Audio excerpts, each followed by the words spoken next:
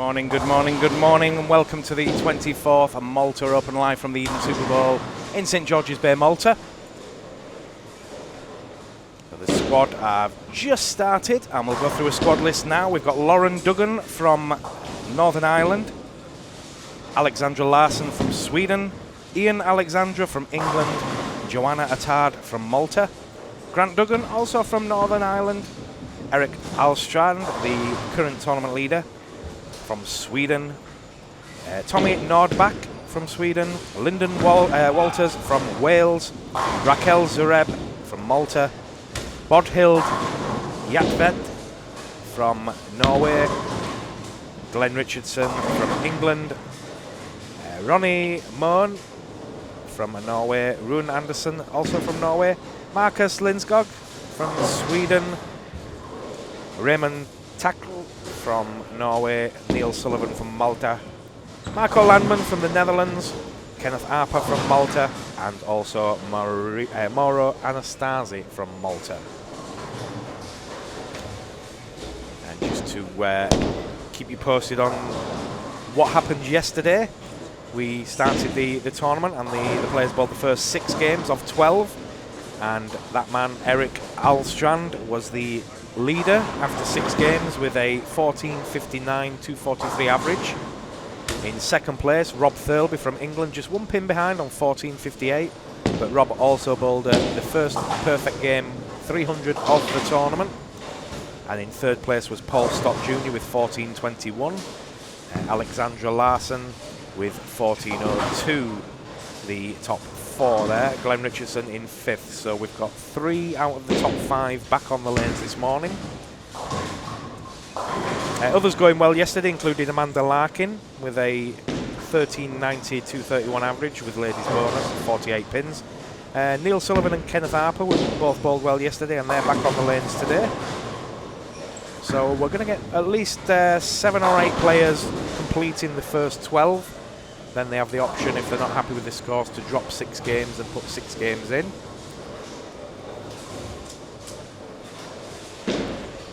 My name is Dominic Gall from TalkTemping.net, and we're in partnership this week with Dutch Bowling TV and also QubicaAMF and Bowling Digital.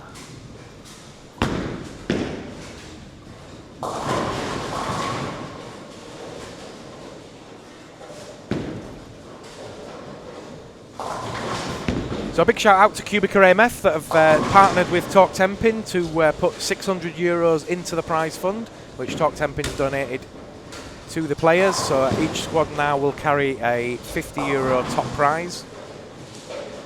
So thanks very much to QubicaAMF for their kind sponsorship, especially Roger Creamer and Darren Lewis for organising that. We will be showing QubicaAMF adverts during the stream. You'll see the fantastic new BESEX scoring system. If you've not had a look at that yet, stick around for the adverts, they're worth watching. If you're a centre owner and you like the look of the scoring system, get in touch with Cubica. Also get over to TalkTemping.net and have a look in our UK news. We were out there a couple of weeks ago to Worcester to see the new scoring system BESEX in its flesh, so to speak, and proper impressed. It's really good. It's kind of, if you imagine the jump from the old Magiscore black and white score into colour, or from telescores to Magiscore, it was a massive leap in innovation, and BESEX is no different. Lots of fun games, beautiful touchscreen consoles, LED lighting, you can put your face on the screens. Oh, it does everything except make a cup of tea.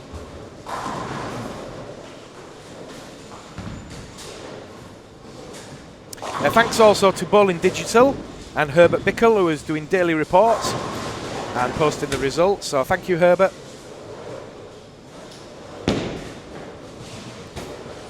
So for all your information this week, get yourself off to bowlingdigital.com, to talktemping.net, and of course the official website edensuperbowl.com. You can also find information on the Malta Open Facebook page, and also the Talk Tempin Facebook page. And a big shout out to Megan at World Bowling also. Thank you for your promotion of the tournament this week. In amongst the adverts, we'll also be showing an advert for the Bowling Promotion Cup. Fantastic 4-event tournament in France, run by Bruno Bidoni.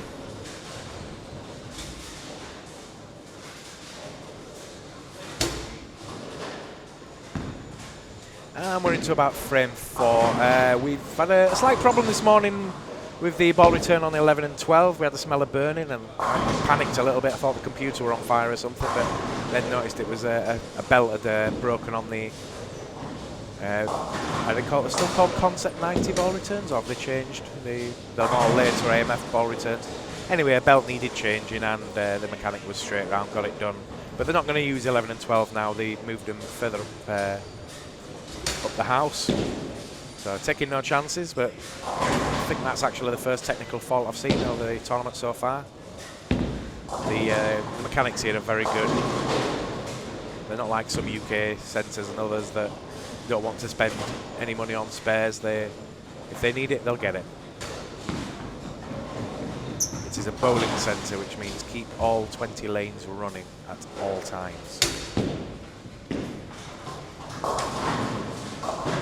So a quick look down the lanes. The tournament leader, Eric Alstrand, started off with a strike 9 spare 7-2 strike. Joanna Attard not having a great start. 3 opens in there, that's unlike her. She's a very steady Maltese female bowler. Lauren Duggan starts quite brightly with a couple of spares and a double. And Ian Alexander. Is it Ian Alexander? I'll look down my list again. Ah yeah, Ian Alexander from England. He starts with a strike 7-2 strike 8-1. I think I've seen much of Ian before. We'll get a look at him over the next few squads, I'm sure. Probably, apart from the tournament leader, the pick of the players seem to be up the other end. Maura Anastasi and Marco Landman, Kenneth Harper. They're going to be the ones that are pushing the top with Eric and probably Grant Duggan as well. Grant can play. Grant starts with a double 7 spare, 9 spare. His first entry of the tournament.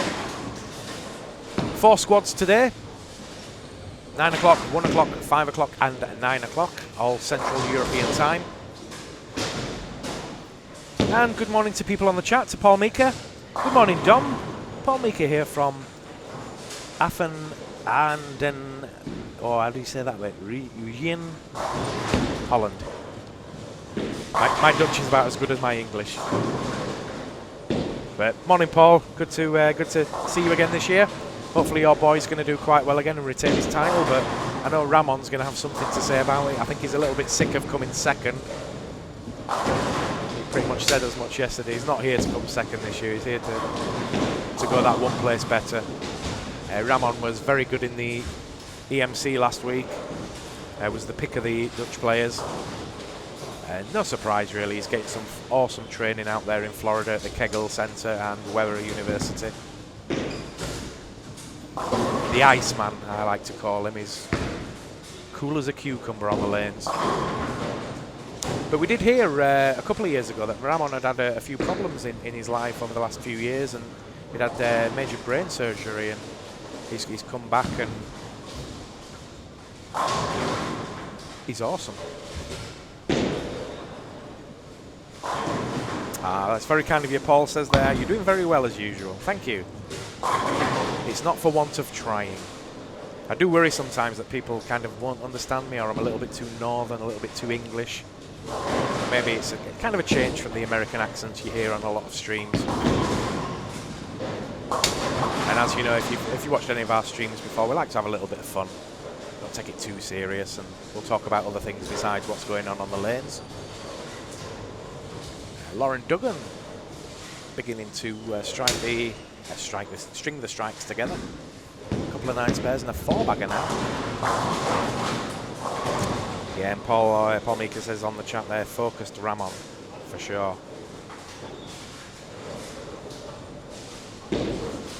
If you've got any questions or anything this week, just ask us. We'll happily answer anything we can. If there's any particular players you want to know about, we'll check out those. If you've got any tournaments to promote, let us know.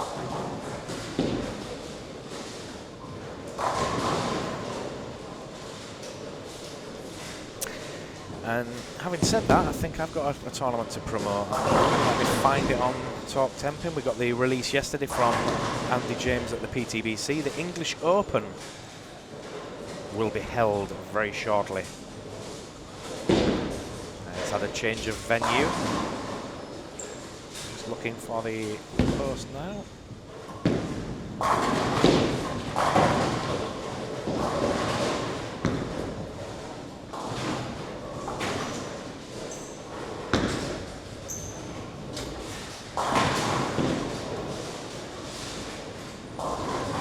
So yeah, great news from Andy James. We are happy to say that the 10th edition of the English Open will be hosted at Stroud Bowl.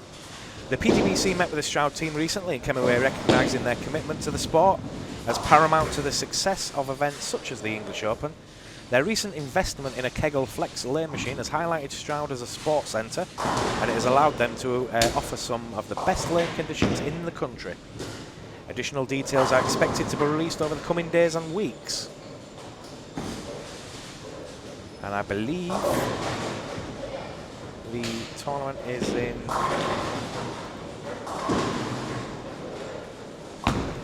23rd and 25th of October at Stroud Bowl. So keep watching the social media and bowling press for details on the English Open.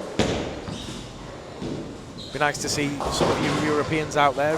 Last few years has been more English than anything else, but be nice to get the Europeans back over, and we'll build up the English Open to the standard that the old British Open used to be, for anyone that remembers the British Open. It used to be held in Nottingham. The likes of Tim Mack won that one, Thomas Lee Anderson.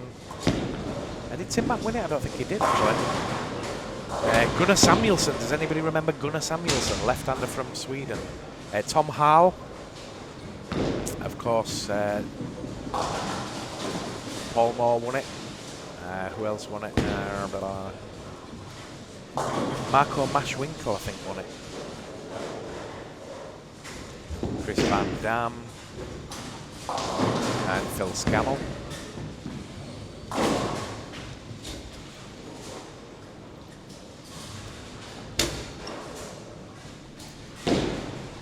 So a couple of frames away from the end of the first game. We'll have scores after each game. No live scoring here in Malta, unfortunately. If our streaming sponsors, QubicaAMF, are watching, Eden Super Bowl could do with a deal on BestX. They've already got flat screens, and I think BestX would do really well in Malta. It's a very popular centre, not just with the locals, but with the tourism and bowlers. They've actually done a deal in Malta this week. They're actually giving away free bowling worth €600 per child to every child on the island. It's probably one of the biggest giveaways I've ever seen in bowling. And according to Neil Dent, the manager, it's paid off so far. Profits have been up this year. So it's true what they say, if you give a little, you get a lot.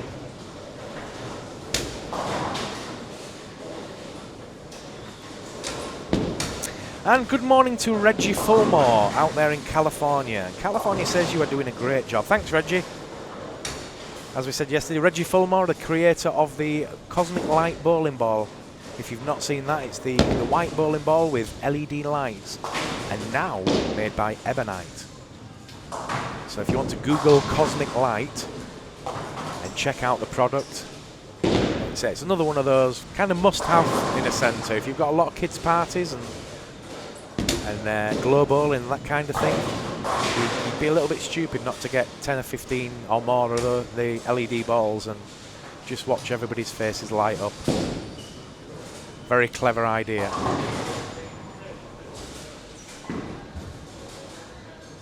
We will be showing a couple of videos at some point of the Cosmic Light. In fact, we'll be coming up with a commercial break very shortly.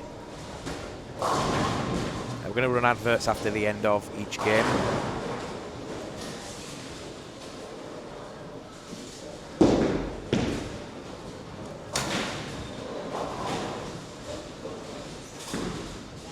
If you've got any comments or chat, or if you want to ask any questions, please do so.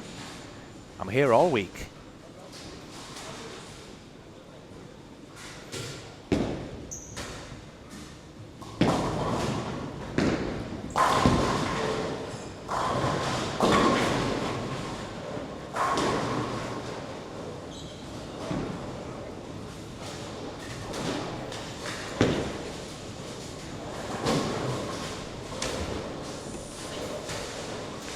So a little reminder of what happened yesterday.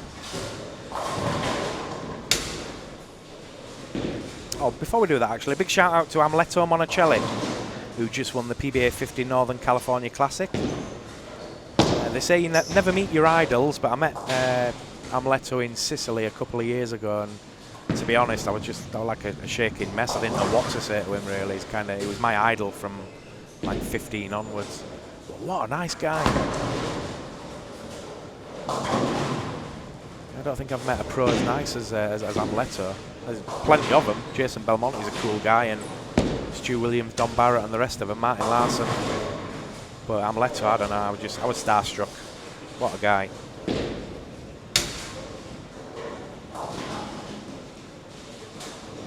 So yeah, great start from Sweden, and a perfecto from Rob Thirlby was the tagline for the reports yesterday. We finally got started on Wednesday at 5 PM with the first squad, actually named Squad 3, and 21 players took to the Eden Lanes. Straight away the big score started to fly in, and the unknown Swede Erik Ahlstrand set off like a train with games at 269, 256, 224 and 237, but struggled a little bit with the transition, which he admitted in the live interview in the QubicaAMF virtual studio afterwards. Meanwhile, Irishman Paul Stott was hot on his heels with a good run of games, including a 277. But others rolling well were Irish starlet Amanda Larkin, Maltesers Neil Sullivan, and Englishman Rob Thirlby. Rob's a former British Brunswick Euro Challenge winner, and he raised the stakes by stringing 12 strikes for a 300 and jumped from 5th to 1st with just a game to go. It was a straight turkey shoot between Rob, Eric and Paul for who would get the €50 bonus donated by QubicaAMF and Talk Tempin. But it went to the wire, and the Swede just pipping the Englishman by a pin. So in the end it was Eric with 14.59, Rob with 14.58 and Stotty with 14.21. And not for the first time in a week that an Englishman was picked by one pin. The European men's team, the 5-man, lost out to Finland for the gold medal last week by just a pin. But as they say, that's bowling. And a little message there from Reggie saying, Dom, I will send you a preview of the new website for the Cosmic Light. Excellent. Thanks, Reggie. I look forward to that. We'll make sure that one gets promoted. But yeah, if you've got an out to do today and you fancy looking at some bowling products and stuff, check out BestX by QubicaAMF and Cosmic Light Bowling Balls by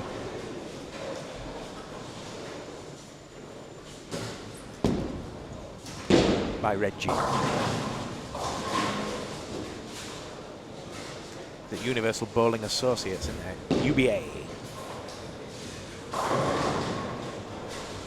So just about at the end of this first game, and an open frame in the ninth has cost Lauren a really good game. But she's going to have a 200. Grant Duggan going well. Double 7 spare, couple of 9 spares, and then a 4-bagger. Northern Ireland champion. And And a bit of a nightmare for the overall leader, the overnight leader. Eric Alstrand is struggling this morning. And he's only going to finish with a 177 if he strikes.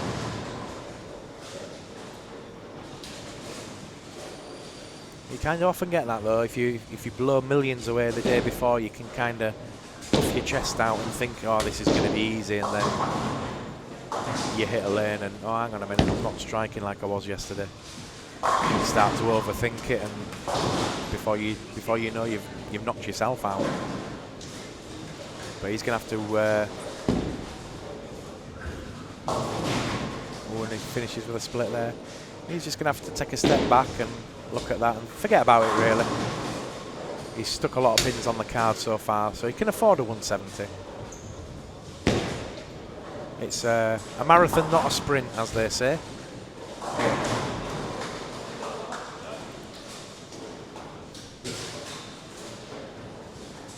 And Reggie just trying to put a link up there on the chat. Reggie, you need to space out the actual link. You need to put like W space W dot, and then put the name and then a space.com. If you space it out a little bit, then it doesn't look like a web address, and they're naturally blocked by Ustreamer putting them in.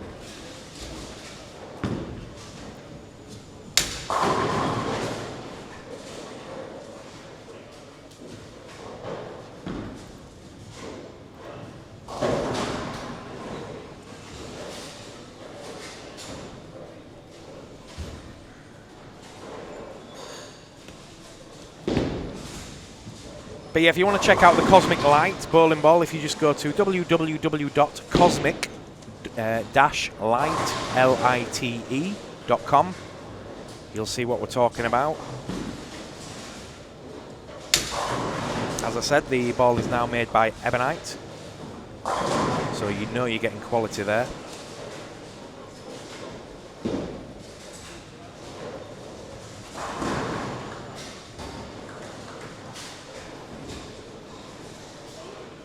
And Paul Meeker asking, how is Emma Anderson doing? She's not actually bowled a squad yet. We've got a lot of players coming in for the first squads today. The Navigators from Cyprus are in, and a host of other top European players.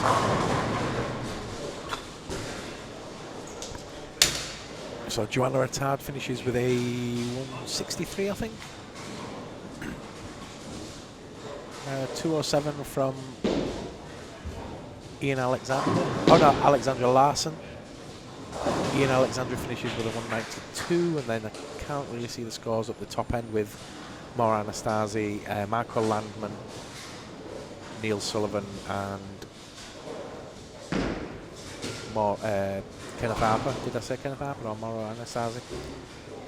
We're going to take a short break now. We'll be back in a few moments, so don't go away.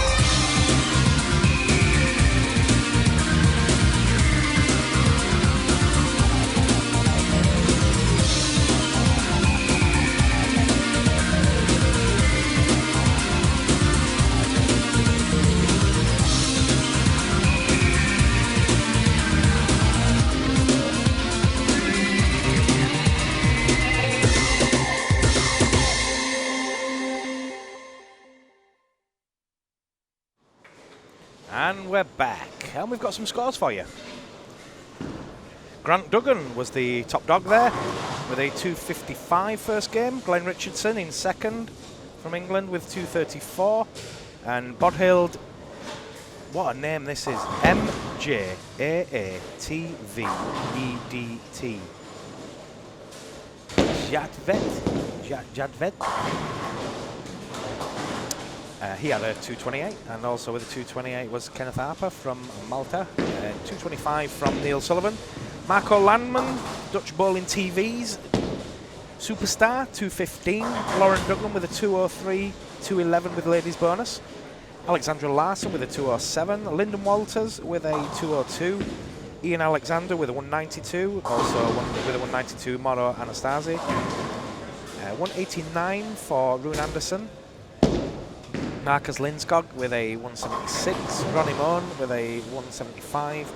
Eric Alstrand with 174. Tommy Nordbach with 174. Joanna Attard with 171. 169, sorry, for Raquel Zareb. And Raymond Tackle with 160, bringing up the rear. So a good bright start for the Northern Irishman Grant Duggan.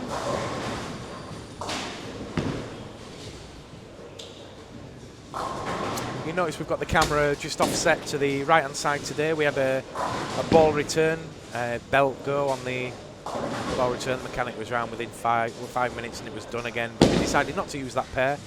They moved the players that were on there to another pair so they could continue practice and would get off on time. So a little bit of gap in the middle today. We will at some point be having another camera, I believe. And hopefully try the roaming camera. And of course, you may well have seen the virtual studio we've got this week, playing around with some green screen and Hollywood effects.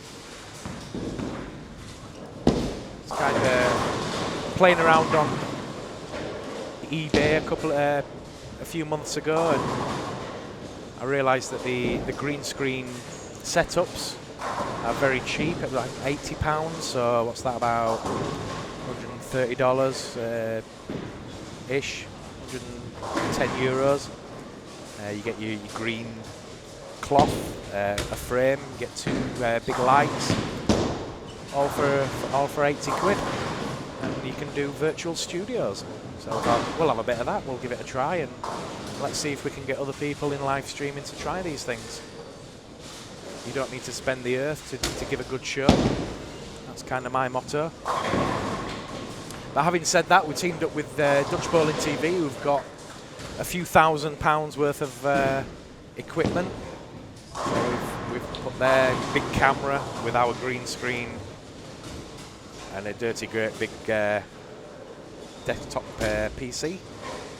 And we should be giving you near HD quality. We are going to try and improve on that quality.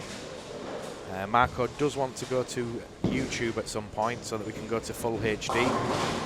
But we will make sure everybody knows if we are going to move the stream, because the web address has gone out to Bowling Digital, to World Bowling and everybody else. So the last thing we want to do is make it difficult for anybody to find us. It's kind of up to you guys. If you want to see full HD, we can do it.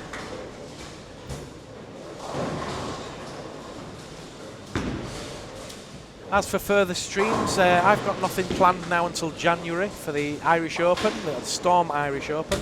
Looking forward to working with Dave Cost and everybody at Storm to bring them a good show in January. But if anybody else wants our services, just get in touch with me at dom@talktemping.net or with Marco at Dutch Bowling TV. Easy to find us on social media, and we could work something out for you. This year in Malta in particular, we're trying to fund the streaming by including adverts, hence QubicaAMF very kindly put money into the pot, which Talk Temping has then put into the tournament pot. But we're hoping in the future to make €3,000 or €4,000 on the advertising revenue of a stream, and that should make it a zero investment to the tournament. All they've got to do is invite us over, really, and we pretty much fund it ourselves. Or the other way, we can offer the stream and the event can sell advertising space. A lot of tournaments in the old days would have masking units with sponsors on, and they would charge anything up to 200 or 300 euros per week. I kind of always thought that what does a sponsor get out of that, really? You might get 100 people looking at your sponsor, but it doesn't mean it's going to equate to people buying your products. But if you've got live stream and some cool video adverts, if it's good enough for TV, it should be good enough for live streaming.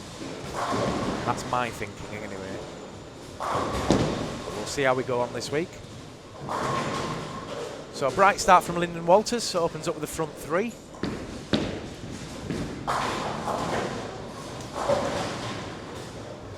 Grant Duggan also opens up with front three. More Anastasi did, but he's 7th spare in frame 4. Keep your comment and chat coming in. If you just joined us, you're watching the 24th Malta Open live from the Eden Super Bowl in St George's Bay on the beautiful island of Malta. Just 1 year to go to the 25th anniversary, and we're trying to build up next year for a very special show. And the planning for that tournament will start pretty much as soon as this one finishes. For you seniors, there is the Malta Senior Open in October, which is just like this one, but with older people. I'm still a bit young to play in that one. I'm only 45, but I'm getting close now. There might come a time where we start to live stream the senior one as well. But very popular with all ages is Malta. It's certainly a good place to bring the family if you're the mum bowler or the dad bowler. You can be bowling your games while the kids and the family are down by the beach having fun, and all meet up for a lovely meal later and a bowling holiday.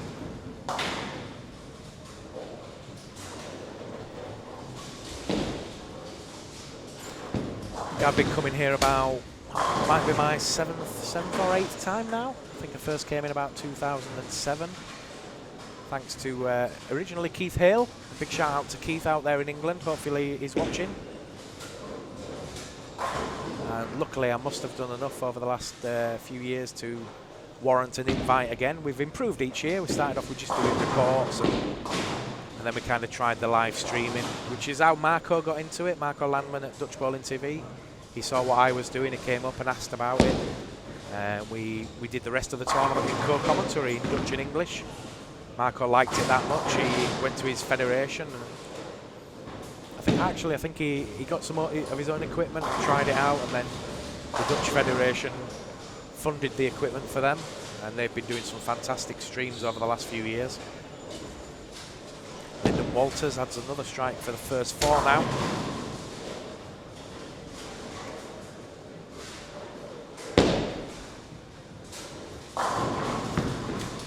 I'm kind of of the belief that nowadays that we don't really need TV for bowling. We can do it ourselves with live streaming, and we can hit a lot of people that we wouldn't necessarily reach on TV. I think the average cost to have TV companies in your centre is over 5,000 or more, 5,000 euros just to have the TV guys there. Probably a lot more than that, actually.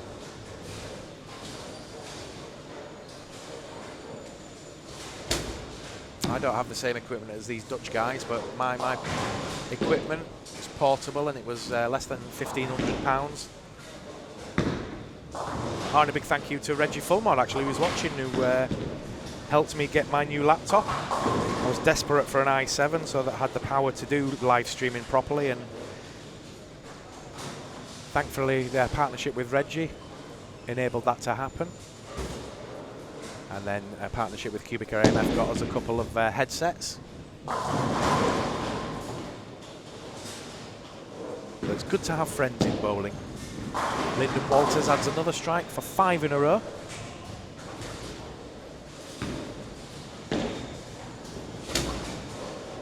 Grant Duggan just missed a single pin. Comes back smiling, shaking his head. A little bit red with embarrassment.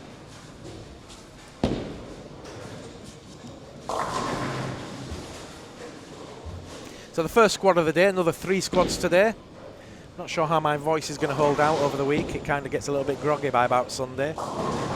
But luckily on Sunday we tend to bring in some of the star players that didn't make it into the final to do commentary with myself or Marco. We'll likely have 1 or 2 of us doing camera work while the others do the technical and the commentary. A team effort, of course. Again, we don't have the funding that the Danish streamers had last week in the EMC, but I kind of think we're going to put a better show on.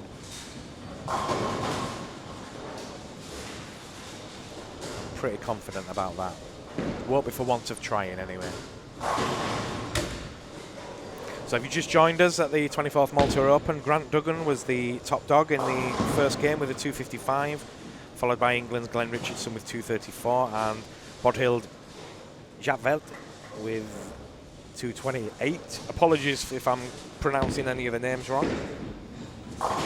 It's kind of my most irrational fear is when I go to a tournament, like first time I went to Cyprus or if I went to Romania or anything, the names for an English person are they look a bit weird and unpronounceable. We do have to give out plenty of apologies for getting people's names wrong. I know how it feels. For all my life I've been Dominic Gall and everybody calls me Dominic Gall, which I don't understand really, because Gall is spelled G-A-L-L, which is just like ball, B-A-L-L. So why would you say Gall? But anyway, if people just call me Dom, that's good enough.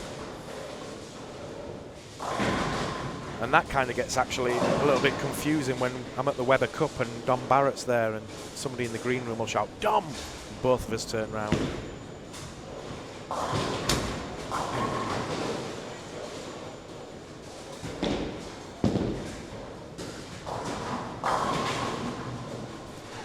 A few other players this week in training for Japan in a couple of weeks. Going out to the World Open in Japan.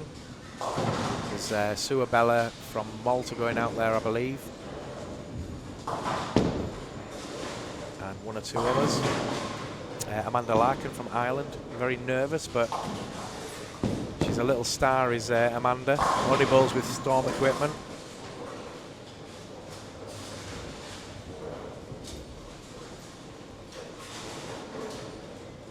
She's got a chance to make a name for herself.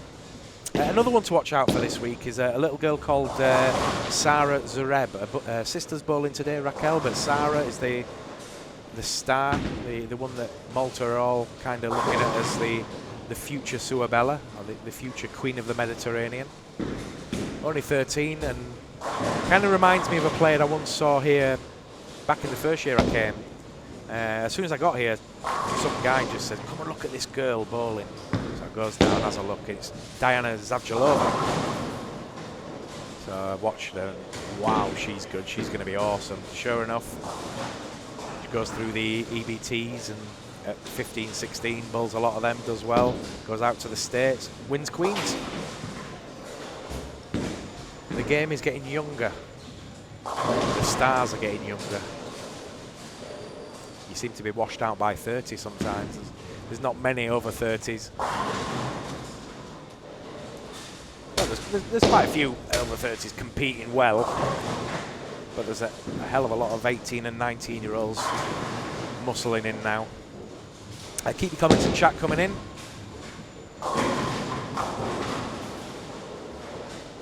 Make it easy for me. I'm on my own commentating this morning. Trying to keep talking. There's only so many ways you can describe a strike, that's for sure. But we're going to spin the camera around now because we've got... Oh no, should we just wait while the 11th? I was just thinking that I'm going to spin the camera around and we'll film Lyndon Walters and he's on the front 7. But I've done that a few times and jinxed it, so we'll wait and see if he gets right through and then we can spin it round. Rob Thirlby bowled the first 300 yesterday from England. There's a video up on Dutch Bowling TV and Talk Tempin's Facebook pages if you want to see Rob's 300 shot yesterday. but we'll try and get some live ones. A better game from Maura Anastasi, 165 in the 8th with a strike working.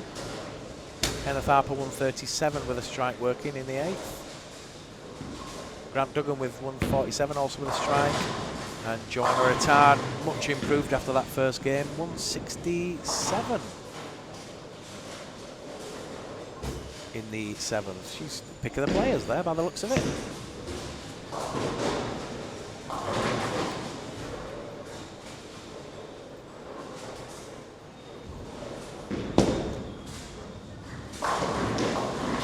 As I said, welcome to everybody on the chat and to the ones that have logged in and are not called Ustreamer 10641 or 25711.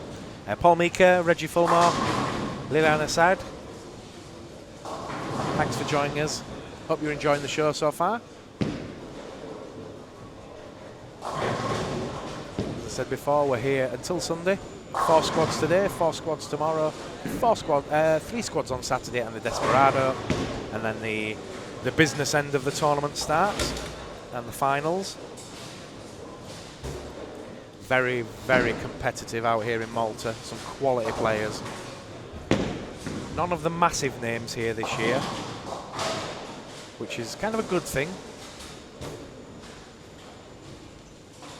Entries can drop a little bit when you see the likes of Dom and Stu and the big pros coming in and taking the cash easily, as others would moan. But these guys can be beaten.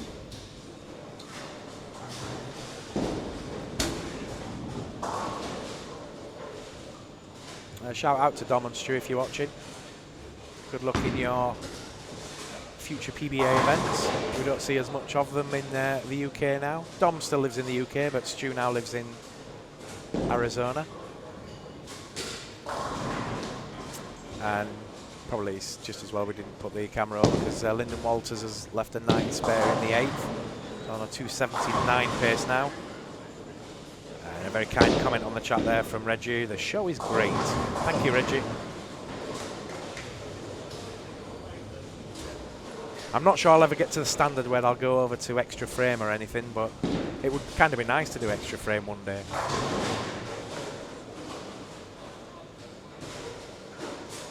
Get the Americans going, who is this guy?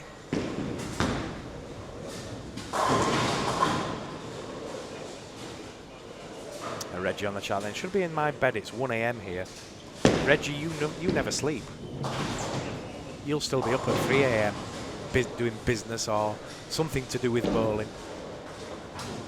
I hope the knee's okay.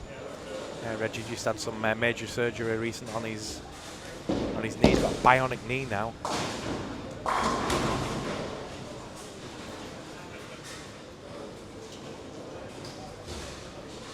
Every time I think of that, Reggie, I just can't stop thinking about the Bionic Man music. It gets me going.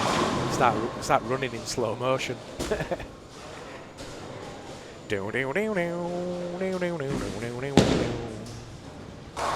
Classic 70s American TV. They should remake the Bionic Man. They've remade everything else, so why not that?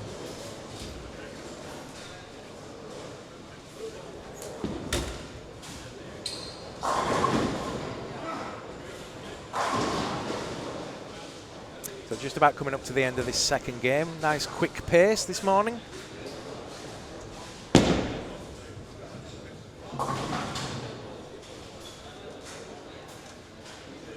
I would expect some good scores. Maura Anastasi came up and he says, I don't know whether I should bowl or not. And I said to him, bowl. There's less players on this squad. The transition's going to be different to yesterday. There's not going to be as much traffic. You might get to play with the same ball for longer, and you've only got to match up quickly, and you could string a few good games together, but he's taking that advice.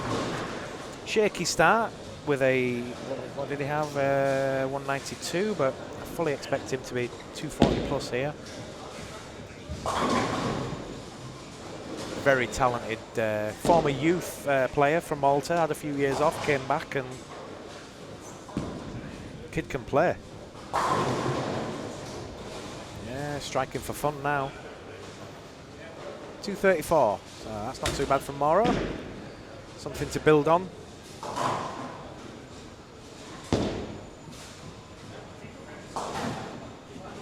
I could actually do with a bionic eye. The scoring is a little bit small. I could be...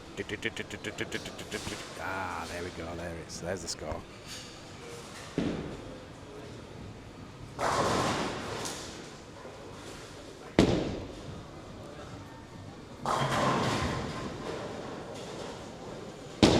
So about a frame away from the end of this second game, and we'll have scores courtesy of our wonderful tournament manager, Neil Dent, or Denty, as everybody calls him.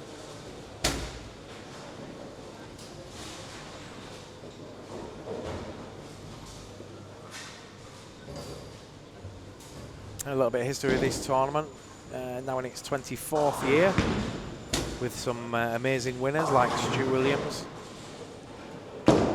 Chris Van Dam, Tora Torgerson, Bill Hoffman from the States, and more.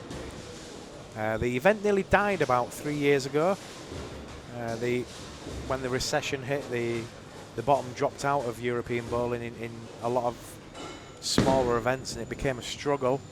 They did have about 30, 36 entries 3 years ago, but Neil kept it going, and then entries improved to about 70 odd the next year, and then up to 120, 130 or so last year. We're about the same number this year. Just right. Between 120 and 170 players would be just nice. So hopefully with the 25th coming up next year, we can break 150 plus. I believe about between 90 and 96 European players have come out this week, and the rest being local Maltese players. So everybody's kind of got the same opinion. We'll go out, have a little bit of a holiday, do a bit of drinking, have a bit of bowling, get a bit of a tan, and maybe win a few euros. And why not? 195 for Ian Alexander finishes up with, 182 for Tommy Nordbach. As we said, Mauro Anastasia with a 234, Kenneth Harper with a 195, Joanna Attard with a 233, and then she's got 8 pins ladies bonus on top of that. Grant Duggan, if it weren't for that open frame, he went the front 4, 9 miss, and then he's struck out so far.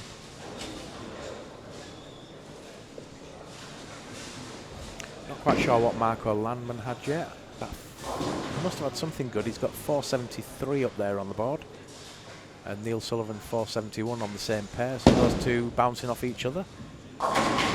Eric Alshan must have pulled back after his 170. He's got 412 now. But we'll have scores for you very, very shortly. And we'll go off to a commercial break in a moment or two.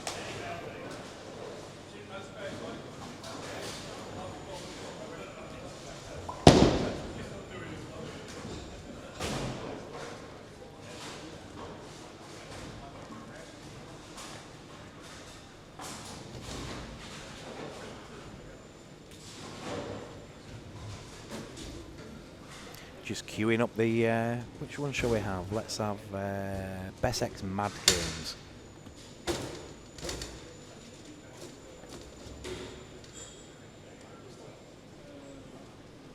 So yep, the players just moving around now, so we'll go off to a quick commercial break. We'll be back in a few moments. Don't go away.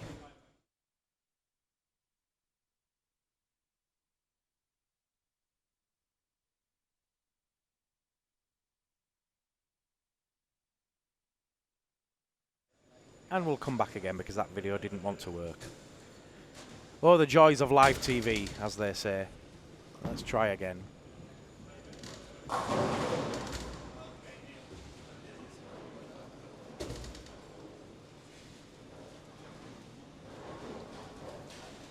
Let's go with Bessex Facebook Connect.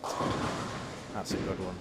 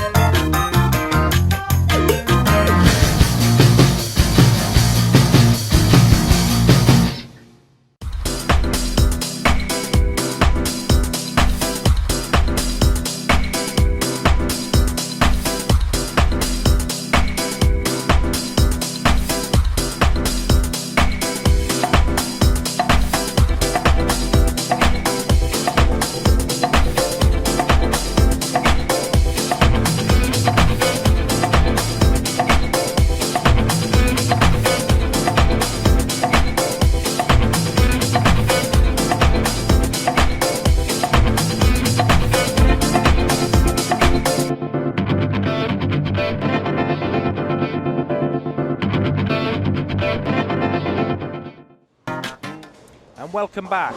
We've got some scores for you after game 2.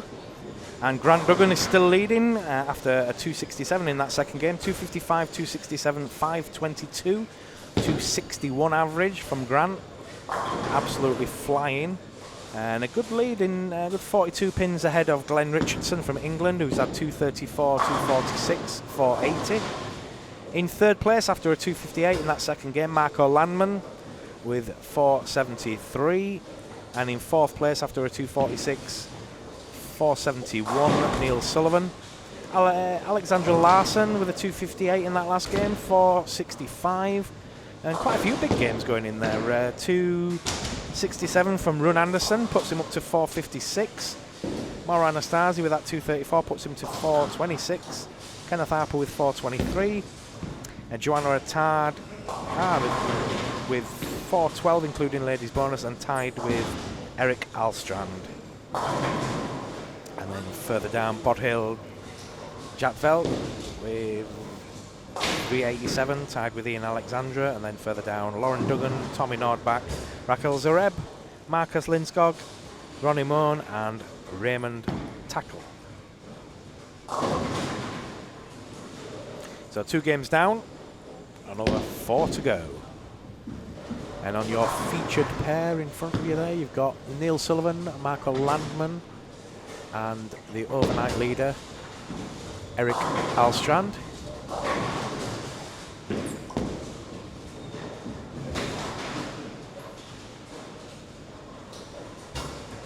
For anyone that's just joined us, you're watching the 24th Malta Open live from the Eden Super Bowl in St. George's Bay on the beautiful island of Malta.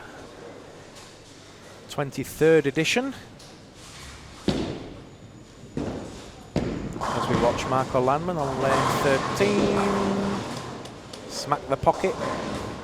Marco bowled a 300 last week in the Netherlands.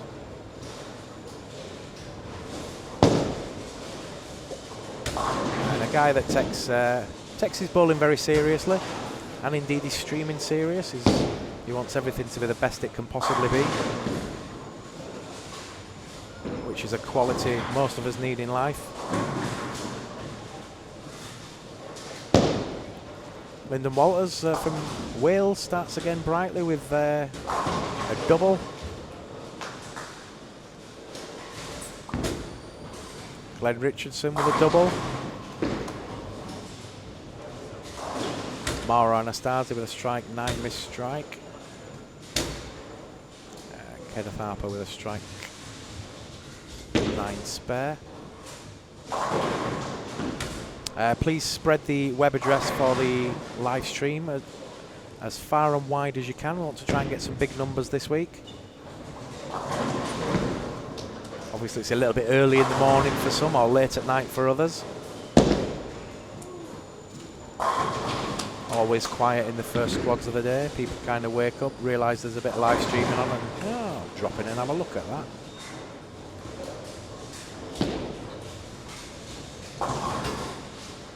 We will try to make it as interesting as possible. I've watched many live streams myself where you've just got a webcam and very little commentary, and it bores the crap out of me, to be honest. If you're going to do live streaming, at least talk about it, kind of make it interesting, turn it into a little bit of a radio show. I find a lot of people, because you're streaming for so many hours, they're not going to sit there and watch it for that long. They kind of turn up the volume, listen to it like a radio show, and then if anything happens, they're straight over to the computer to, whoa, he's just got a strike! And then all of a sudden people are over there going, what just happened then?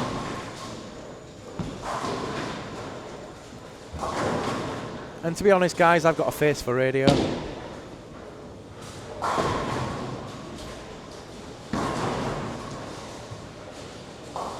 I did actually do a little bit of DJing when I was younger, so I'm not too bad on a mic. And although I was and still am very shy, it's kind of easy when you get on a mic and just you pretend to be somebody you're not.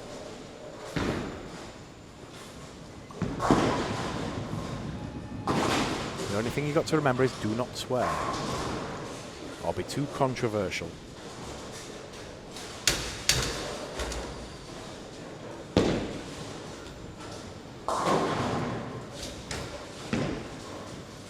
So a question for you guys out there: who do you think, if you had a look down the field, who do you think might win this week?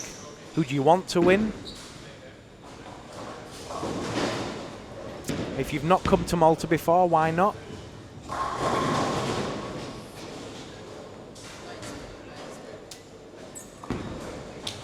I think the only person that can get away with saying I've got an excuse is probably Reggie out there in the States. Oh, it's a long flight from California.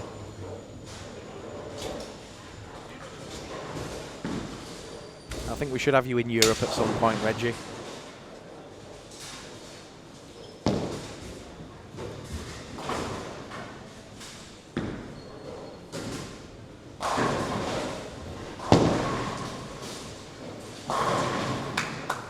I'm wondering if one or two of the players are struggling in this third game now. There doesn't seem to be as many strikes. Has the transition come early, or?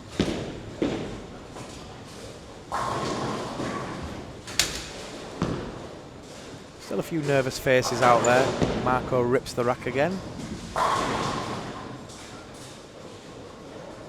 Marco doing okay. Turkey there on the board.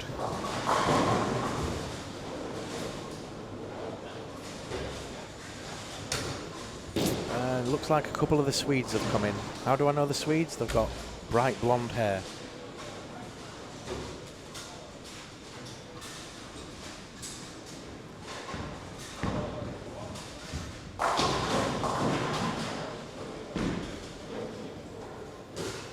Reggie there saying maybe I'll fly in for the seniors.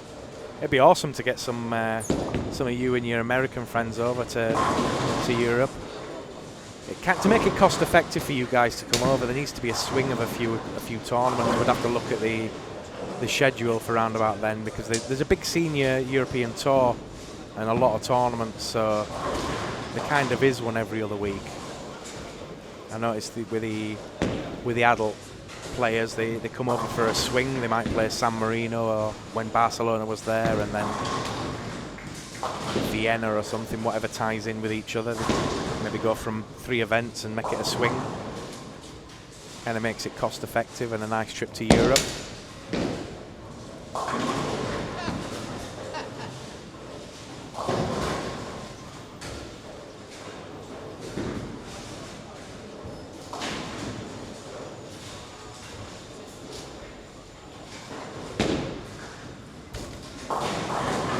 And we should probably mention our sponsors' big tournament, the AMF World Cup, upcoming very shortly in Samstown. That's going to be a good one this year. I believe they've got BESX in the centre there, so we're going to get a good look at the new AMF scoring system at the World Cup this year. Had 1 or 2 people moaning when it was announced it was going to be in the States. Oh, not in the States again.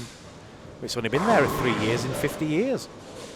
New York, Vegas, and now Vegas again. It's been 16 years since the Americans have had the World Cup there. And of course, good old Lucas Wiseman's going to be doing the live streaming, so you'll not miss anything. And we're getting some comments in now about who they think are going to win. Paul Meeker says, I think Ramon will win Malta Open this time. Patrick will be second. I won't tell Patrick that you said that. You should be betting for your own son. But I know what you mean. I think the Iceman has got it in his eyes this week to take this one. He doesn't like coming second. Not 2 years in a row.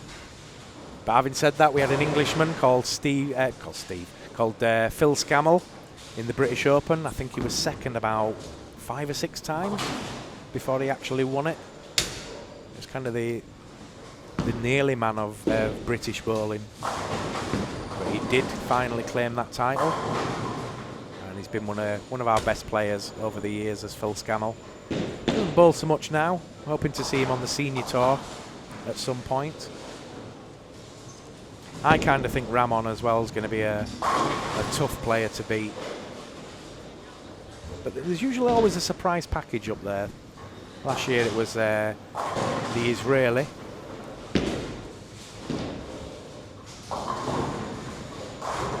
And also Frank Selvag also made it to the finals, was kind of a surprise package. You'd expect to see 1 or 2 Maltesers up there.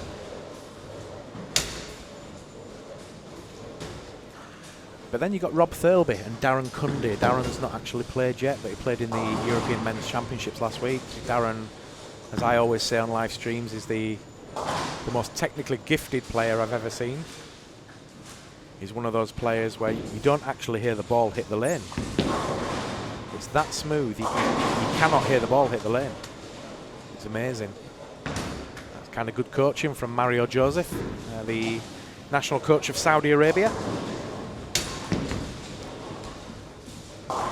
Mario was actually had a hand in a lot of players' careers from England, not least Rob Thirlby and Darren Cundy, as mentioned, and Paul Moore as well. For anyone that knows anything about European team play and stuff, there was a team called Roll Right from England. They were pretty good. And it's going to be nice to see more team tournaments in the next few years. I think the tide has turned a little bit. We're starting to see one or two more now. The Paris Fives was always a very popular team tournament. It'd be nice to get them kind of tournaments back. I want to know who the best European team is, and I want to know who the best world team is. But certainly European, you've got Pergamon. They're probably arguably the best. But there's a lot of other good teams out there. Navigators from Cyprus, powered by Brunswick. They're here later on today.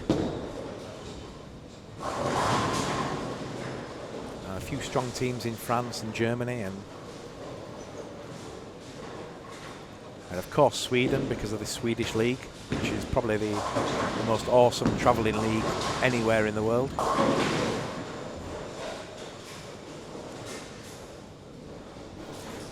So we've talked a little bit. Let's find out what's going on the lanes. Kenneth Harper with a strike 9 spare 5 bagger. 160 in the 7th, 137 in the 7th from Mauro Anastasi on the same pair. Look like the pick of the players down this end. Marco Landman, Neil Sullivan still going okay. Overnight leader Eric Alstrand, not the player he was yesterday, but still plenty time. So scores on the doors after 2 games as we come to just about the end of the 3rd. In first place with 522, Grant Duggan. In second place with 480, Glenn Richardson, and in third with 473, Marco Landman. Liam Motor says, "Come on, Glenn Richardson, keep it going." Yeah, there's a new name on me actually. He's Glenn. I've not seen the name much. Certainly not in European events, but he's doing okay. Started this game with a double 9 spare Turkey 8 spare, is it? 157 in the 7th. So he's going well. He's just down the left-hand side of the house.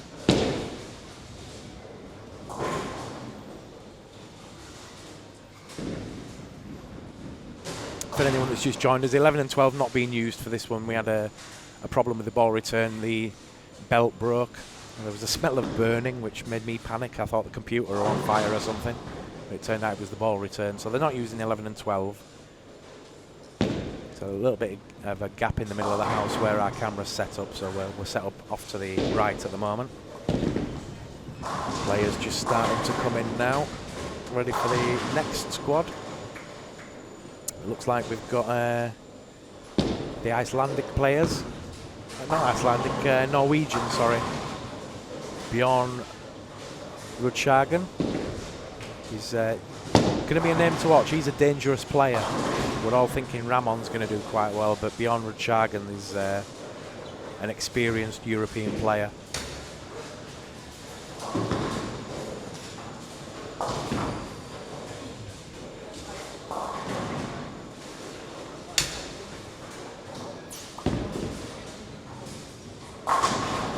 Also talking about the Navigators, they've got a stellar field coming with them. They've got the Cypriot players, but they've also got the European players that they have in the squad. Vagelis Krisnis from Greece is over, and Anze Grabrijan from, is it Slovenia?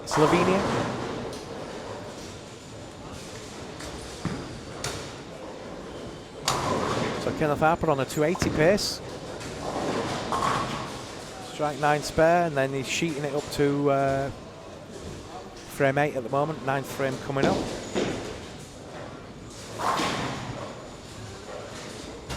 For anyone that's just joined us, we're into Game 3 at the 24th Malta Open, live from the Eden Super Bowl in St George's Bay, Malta. At 30 degrees outside, plus already. A little bit of a breeze today. Nice little breeze, but it's very hot. Very busy in Malta this week. The tourists are all here, the beaches are full, the bars are full. Reggie going off now, he'll be back later, he says. Yeah, get some sleep, Reggie, and thanks for coming on. We'll speak to you later, sir.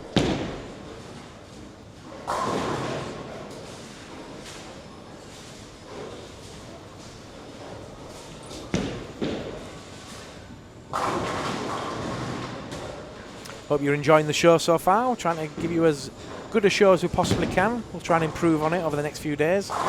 Make it a little bit slicker.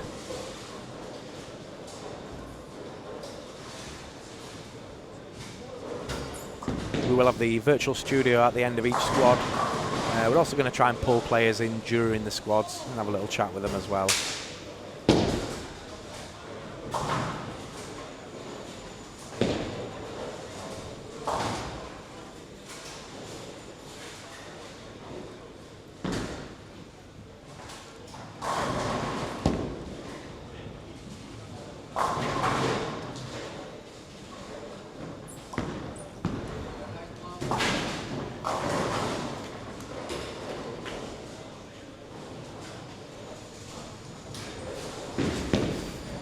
So about a frame away, frame or two away from the end of this third game. And we'll see how it's shaping up at the top of the leaderboard. Grant Duggan was going strong, but he's out of view at the moment, so I'm not really sure until we get the scores in how he's done.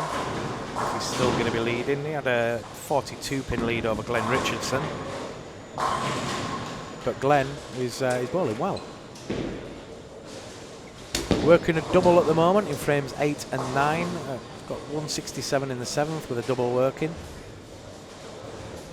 And steps up now, left-hander. Not really watched him yet. Let's have a good look at him. Oh yeah.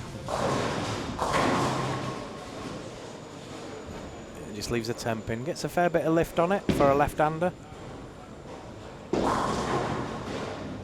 Not as much traffic obviously on the left, so he's not needing to change as much as the right-handers.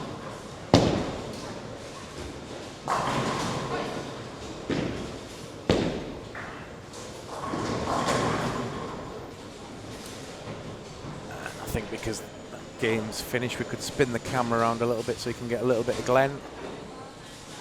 We've actually got a wire in the way there, but pay it no mind, we will have that moved very shortly. So we'll see Glenn's final shot. Kenneth Harper on a string of strikes. 8 in a row. Another 2 strikes is going to give him a 280. That'll make him fly up the leaderboard. Where is he? He's in 9th at the moment on 423, so a 280 is going to stick him right up in the pecking order. Marco Landman next to us at 473. What game did you have then, Marco? Third game? 212. Not too bad. Doing okay.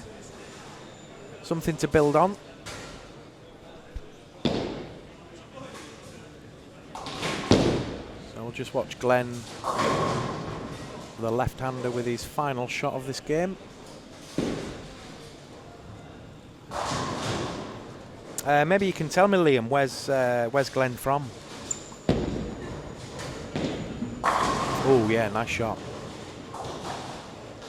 Yeah, I'm gonna have to watch out for this kid. He's all right. Finishes with a 236, 716 for his first 3. Can't argue with that. Kenneth Harper, boom, 280. That's the pick of the game so far. So we're going to go off to an extended break while we get a drink, and we'll be back in about 6 minutes time with the next game. Don't go away.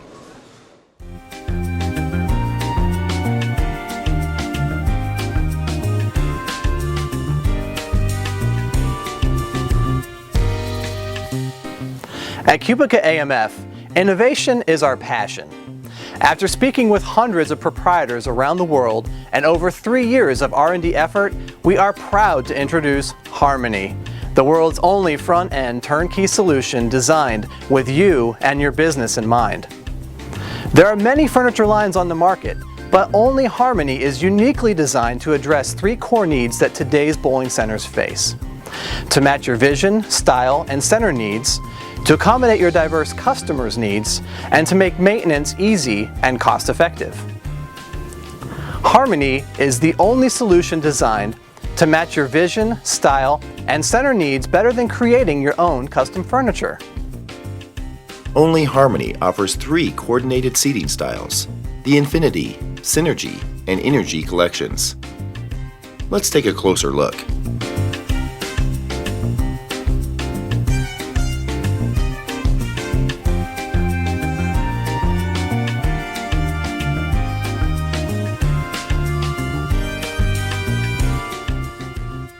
The Infinity collection features 3 building blocks that can be combined in a number of ways, along with a series of pre-configured sofa arrangements of various shapes and sizes to fit your unique space.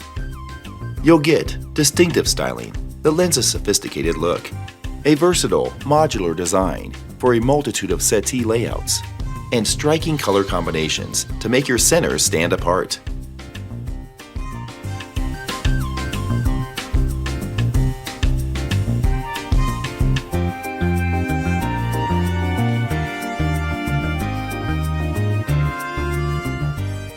Are you worried about the durability and maintenance of commodity sofas? Or do you simply not have enough space in your settee area? The exclusive Synergy collection is the first and only upholstered seat bench solution made by a bowling company for the tough bowling environment. It delivers more comfort than traditional seat benches and most sofas, more space for customers to move around, and embedded tables for personal items or food and beverage.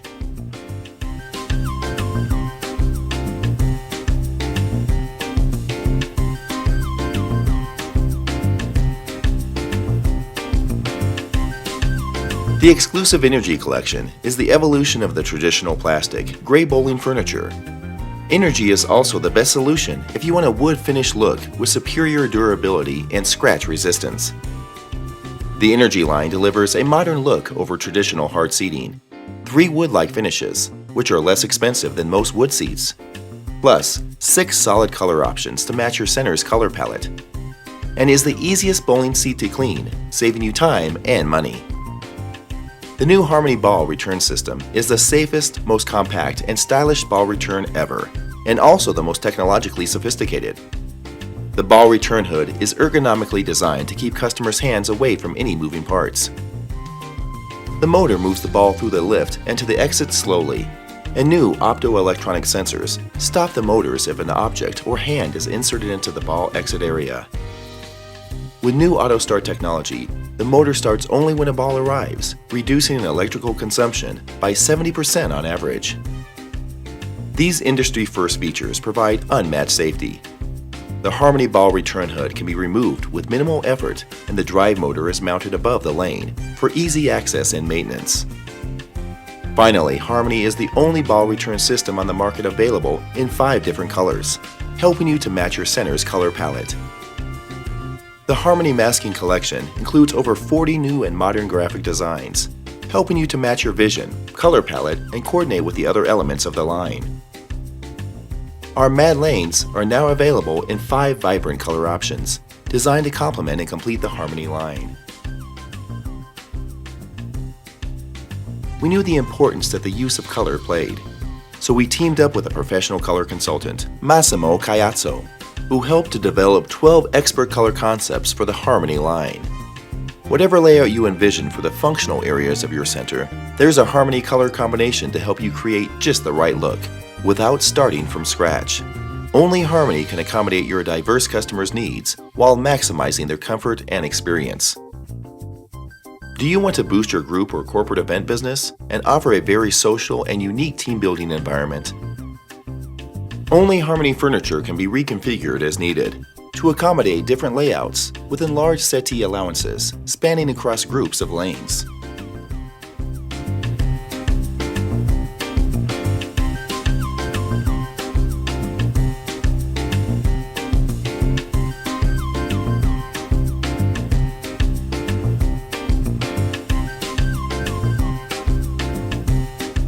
Thanks to the exclusive lock and unlock feature and built-in wheels, it only takes minutes to transform your layout. You won't find this capability anywhere else.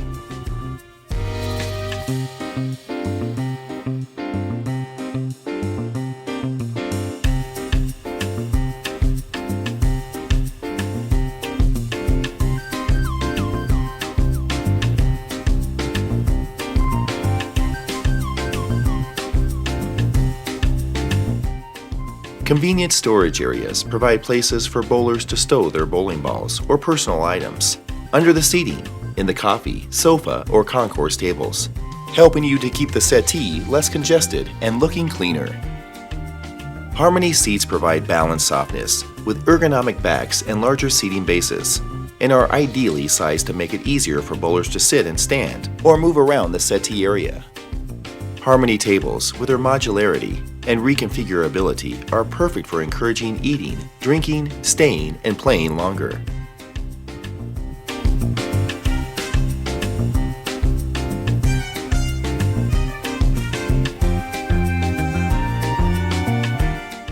Every single element of the Harmony line has been designed and built to last, making maintenance easy and cost-effective. All Infinity and Synergy Collection soft seating is made so that the wear items are removable, making maintenance easy for your staff and cost-effective for you. All surfaces have been designed to be dirt, stain, and scratch resistant. You save money because the upholstery lasts longer and it's easier for your staff to keep clean. The world's most innovative and only front-end turnkey solution, Harmony is designed to deliver the style, flexibility, and functionality you need, and will give your customers an experience far beyond their expectations. As the product leader in the bowling industry, QubicaAMF is ready to help you take your business to the next level. Bring Harmony to your center and watch your business grow.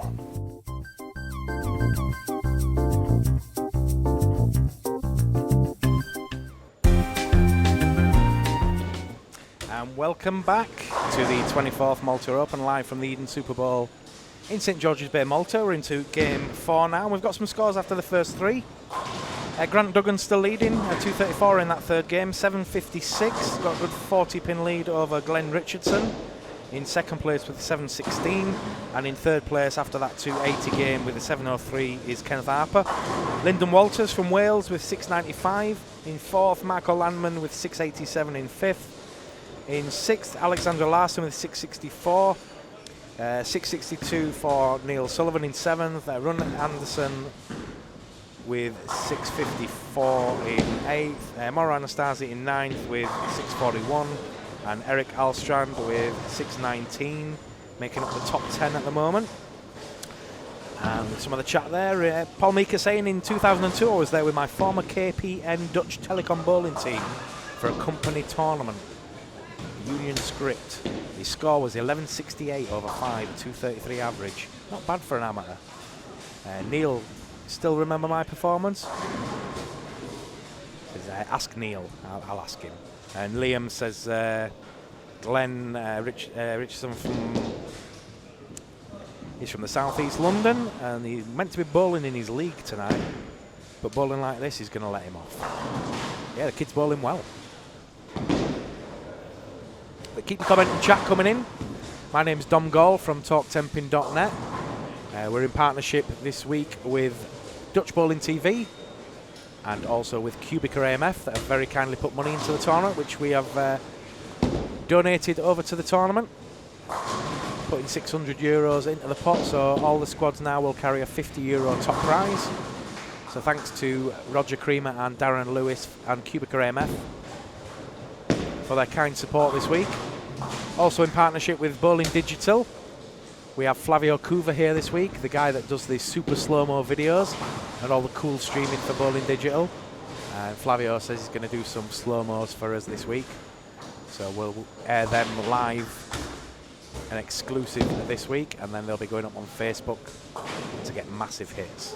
Also, Biet Gruweiler, the Bowling Digital photographer, he will be here very shortly, taking some cool photographs. And a special thank you to Herbert Bickle at Bowling Digital for his fantastic reports and preview reports. Check out Bowling Digital this week at the end of each day for the reports and results. Also on Talk Tempin and on Facebook on the Malta Open Facebook page and Talk Tempin Facebook page. The results also on the official website edensuperbowl.com.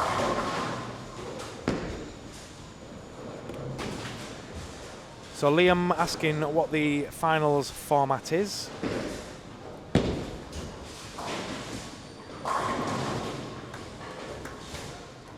Final stage 1 would be 24 bowlers, qualifying positions 13 to 36. We'll play 4 games from scratch, and the top 12 go through to final stage 2.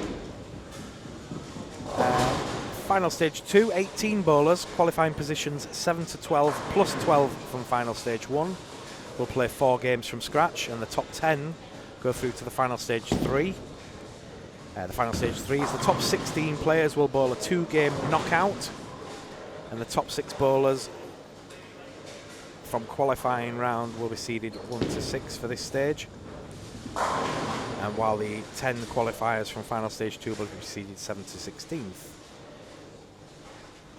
Final stage 4, the 8 winning bowlers from final stage 3 will be reseeded 1st to 8th according to their previous seeding and play a further 2-game knockout matches. And then final stage 5, 4 players in knockouts, and then final stage 6, the last 2, a 2-game knockout match. Total pinfall will decide the champion and the runner-up.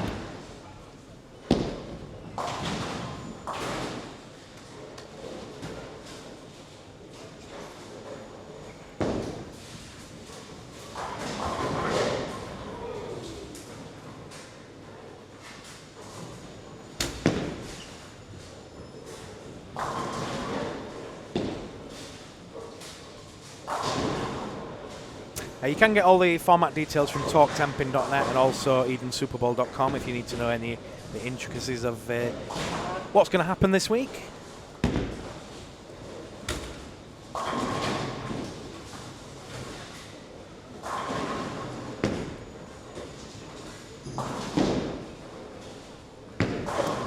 About halfway through this 4th game already.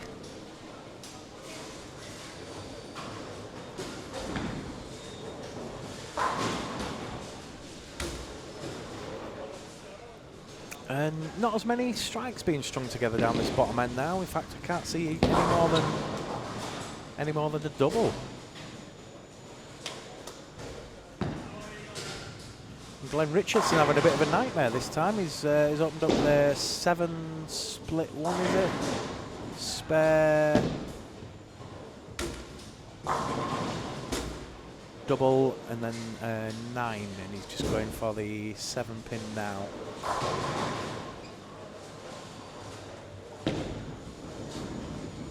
Yeah, picks up his spare easily enough.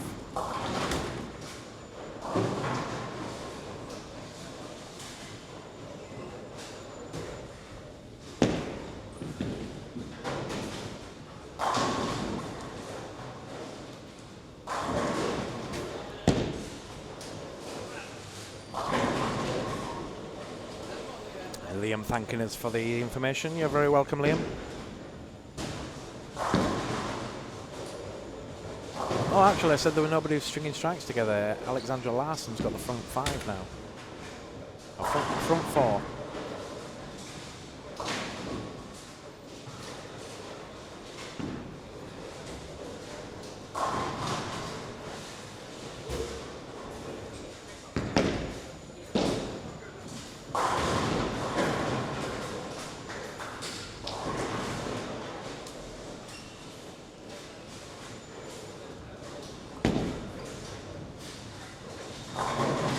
comments and chat coming in. Please spread the web address for the live streaming far and wide as you can.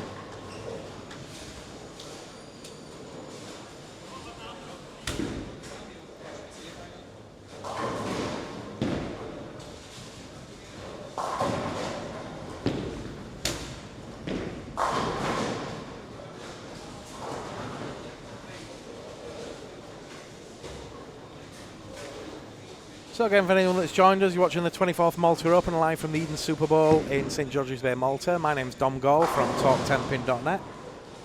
It's not Sean Bean.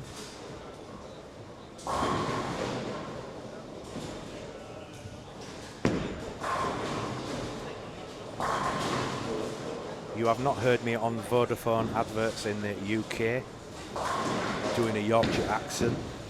Alright?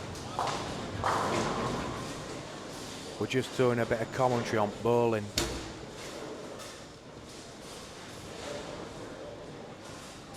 I'll try not to be too regional for you. So, yep, front 5 from Alexandra Larson.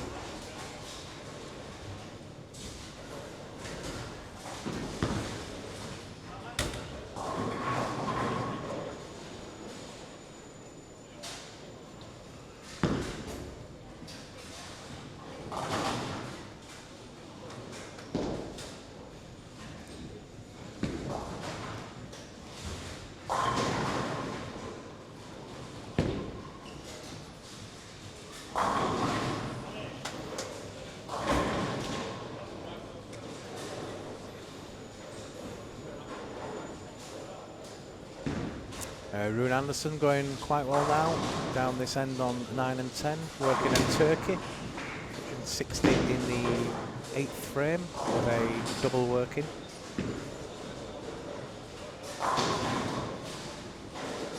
And keep your eye on now, just about to step up on the approach in the black shirt there. Alexandra Anderson, front 5, looking for 6. Boom, there you go. How'd you like them apples?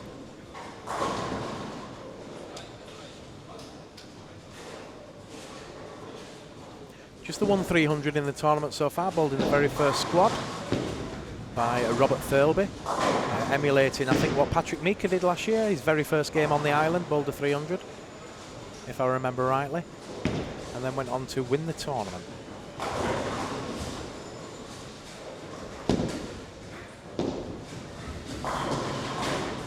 Hope you're enjoying the show so far.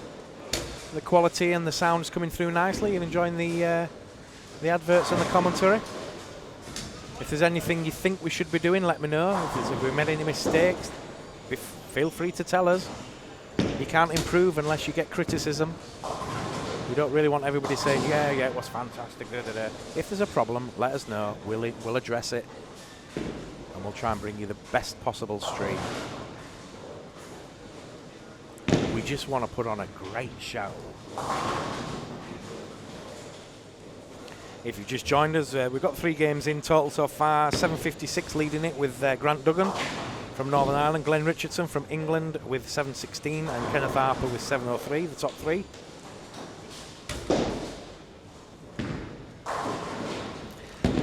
And overnight, the leader was Eric Alstrand, who's not bowling so well today, but he had 14.59 yesterday, 2.43 average. Rob Thirlby with that 300, 14.58.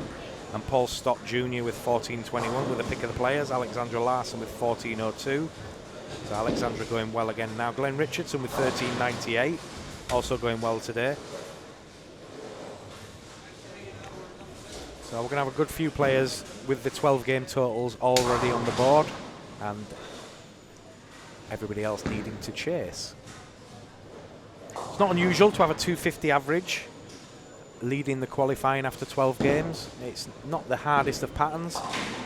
Kegel, Bourbon Street, I'm told. It's not too hard. Although some players make it look hard, other players make it look easy.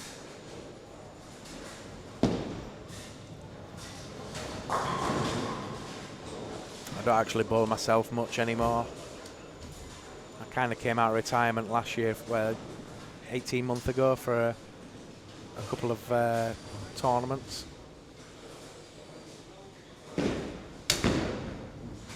Didn't really fare that well. Kind of need a bit more practice if I'm going to do that. But I do struggle from a bad back from time to time, so I can't bowl 9 games anymore without needing a week off afterwards. I think I'm much more used to the sport commentating and doing talk temping than actually playing it. I always knew a Dom would be a famous bowler, but it was never going to be me. But thankfully it's Don Barrett. So there you go. Alexandra shoots another one for front 7. We don't need to turn the camera anywhere. We've not jinxed him yet because he's already on camera. Many a time we've seen players on the front 8 or 9, we've spun the camera around to them and that's it. They've blobbed. But Alexandra knows he's on stream and he's just cracking on with it.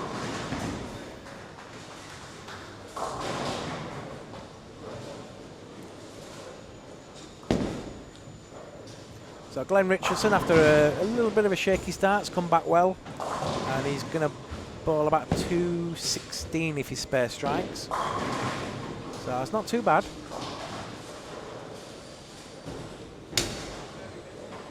In many tournaments these days, though, 216 and you're going backwards.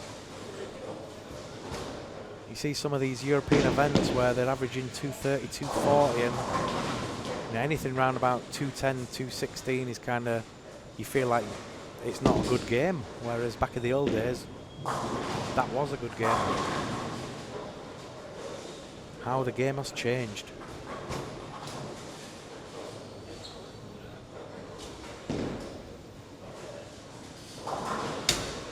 So front 7 for Alexandra Larson, pick of the players in this 4th game.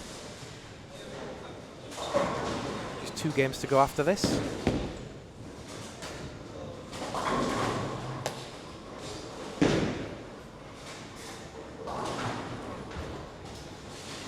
One of the streamers there saying lots of breakups on the video. Seems to happen after 5 minutes online. Is anybody else having any problems with the video?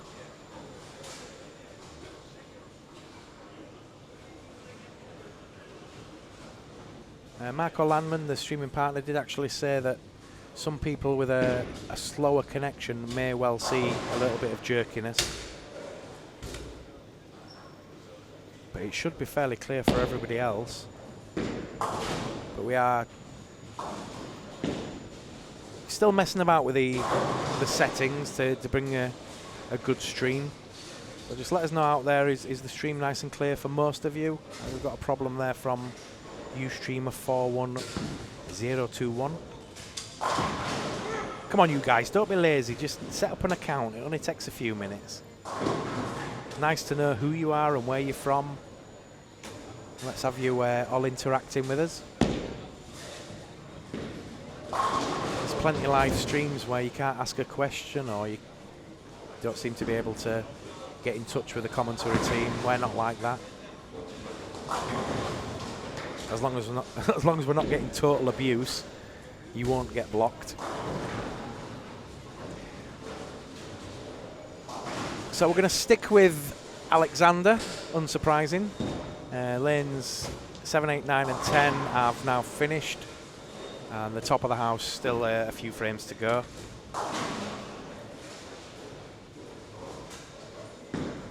Alexandra Larson's just left a 10 pin. Sorry, I didn't see that. You guys might have done.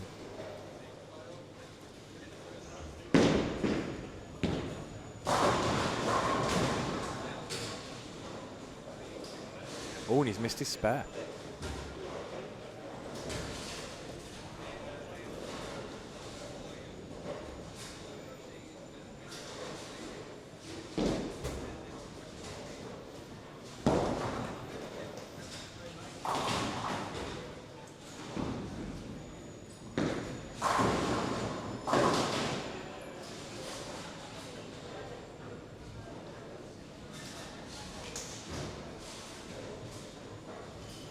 So just about a couple of frames away from the end of this fourth game. We'll have some scores after the commercial break, which is upcoming very shortly.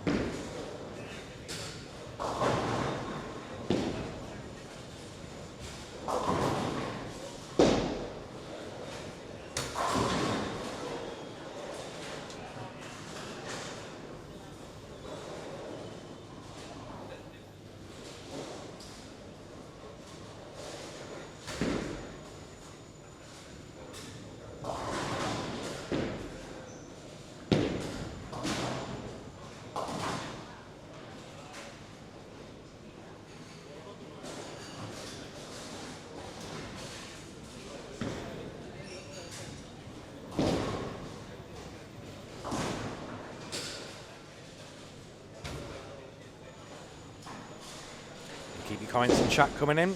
If you just joined us, you're watching the 24th Malta Open live from the Eden Super Bowl. Just coming to the end of Game 4. Current leader after Game 3 was Grant Duggan, followed by Glenn Richardson and then Kenneth Harper. All three players on over 700. We'll see what happened in that game. There seemed to be a few players not bowling so well, but then Alexandra Larson bowling quite well. Comes back with a strike after that open frame in the 8th, went the first 7, and a 9 miss strike.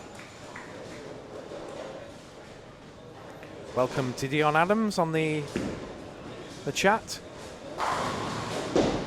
And thanks again to Paul Meeker and Liam Moto for joining us on the chat. And apologies to Ustreamer 41021 who says he's got a few breakups on, lots of breakups on the video, and seems to happen after 5 minutes online. Have you got a decent internet connection there? Is it fast? If you go to speedtest.net and check your speed. We are actually streaming up to the World Wide Web at a high rate, almost HD. Marco Landman from Dutch Bowling TV is going to come on the next squad, and he's going to mess about a little bit. We're going to attempt to go to full HD on YouTube, but if we do change the stream to a different address, we will make sure it's well spread out there. I kind of don't really want to change. Everybody's kind of knows where it is now. It might get a little bit difficult if people have to go somewhere else to find it. But we want to put on a great show, so whatever's the best for the stream. Dion Adams says, I'm getting a little bit of a breakup too, but that's probably because I'm at work. Yeah, Marco did say to me, if you're on a slower connection, you will get some breakups. Unfortunately, there's not a lot we can do about other people's connections. We have tried to limit that as much as possible. We've turned down settings so that it's not as jerky. But for most people out there in Europe, it should be very smooth. And it has been with the people that have actually told us that.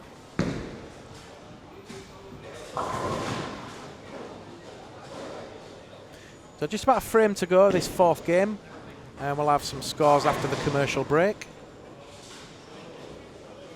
We're going to have a little look at AMF's Highway 66 and also 89.7 Bay Street, which is the radio station owned by Eden. The Eden Group, they own a cinema across the road, they own hotels, the bowling centre, radio station. Big multimedia company over here on the island. And thanks to everybody at Eden for having me over again this year. Hope you're enjoying the show if you're up there in the offices watching. If the boss is watching, I hope I'm doing a good job, sir.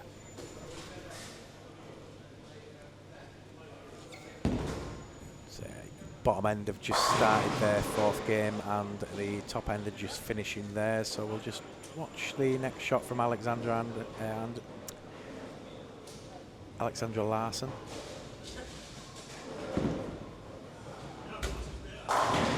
Rips the rack. And finish with a decent game. But we'll shoot off to a commercial break now. We'll be back in about 4 or 5 minutes, ready for the next squad, so don't go away.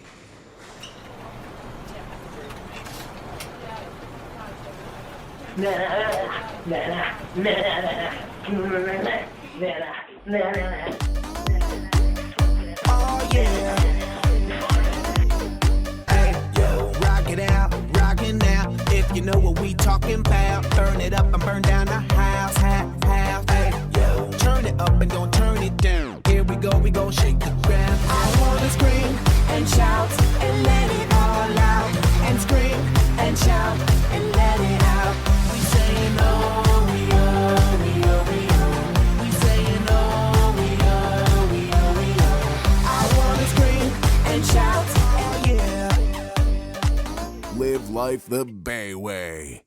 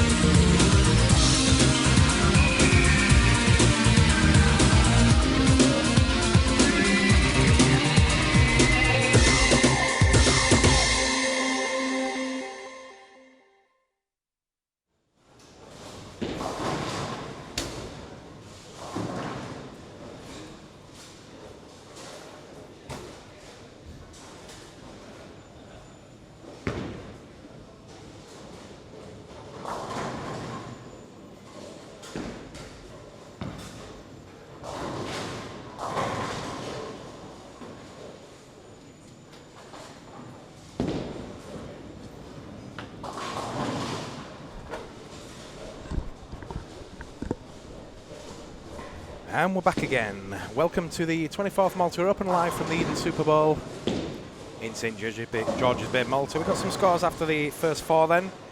And Grant Duggan has been leading from game 1. 977 now after a 221 in that 4th game, 244 average, leading.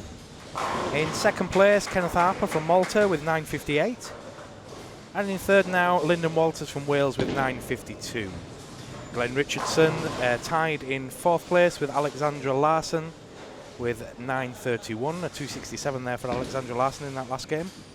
Marco Landman in 6th with 908, and Neil Sullivan with 888. In 7th, Run Anderson with 869, and Maura Anastasia with 854. Eric Alstrand with 831, Joanna Attard with 763, Ian Alexandra 782, Marcus Lindskog with 757, Raymond Tackle with 754, 747 for Ronnie Mole, Raquel Zareb with 699, 731 with ladies bonus, 710 for Bodhild Jack Ved, Lauren Duggan with 709, and Tommy Nordback with 679. Into game 5. Game 5 of 6. Keep your comments and chat coming in. And just let us know out there how the stream is for you guys. One or two saying it's a little bit jerky where the connection's not so good in their location, but we've had a lot of other people saying it's nice and clear and smooth and everything, so we will try and cater for all the best we can.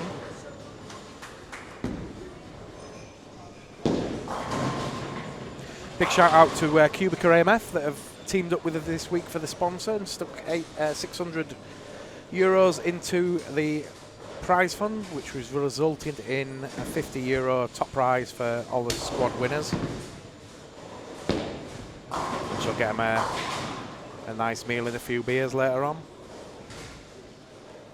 I'll go towards another squad.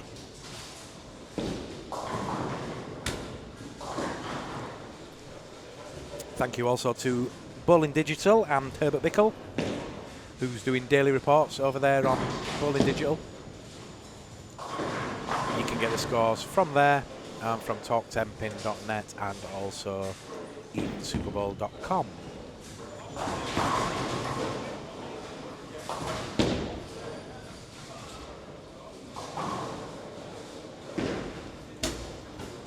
Into frame 5 of this 5th game.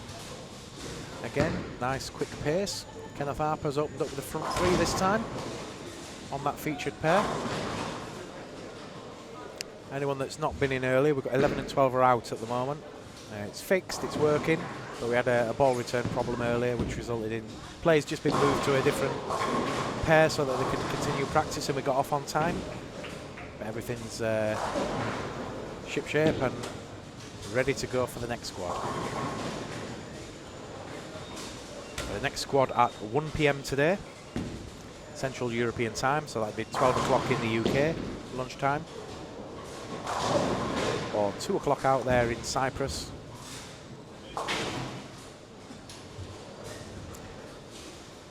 Or early in the morning in the States.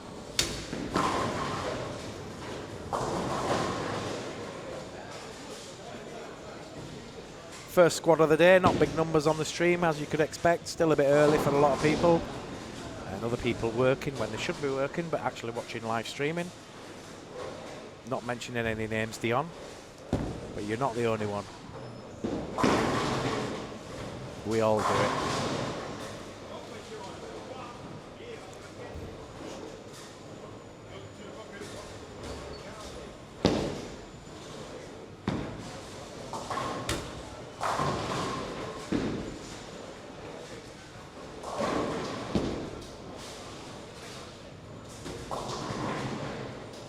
Marco Landman with a turkey working in frames 4 through 6. Opened up with a spare, then a 7-2, 6 spare, and he's got that turkey working now.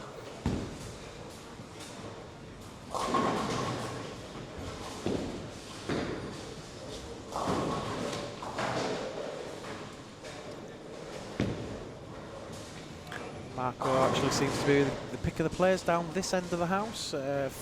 Further up there, looks like we've got Kenneth Harper on the front 4 now on your featured pair.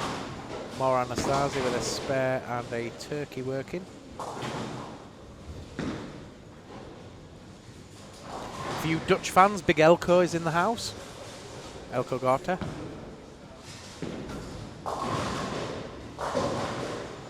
Oh, big 4 from Mauro Anastasia there.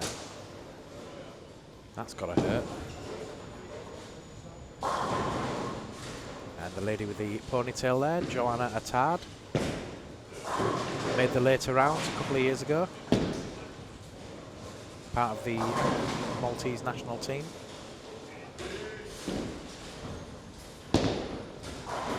Former corporate air hostess, I believe.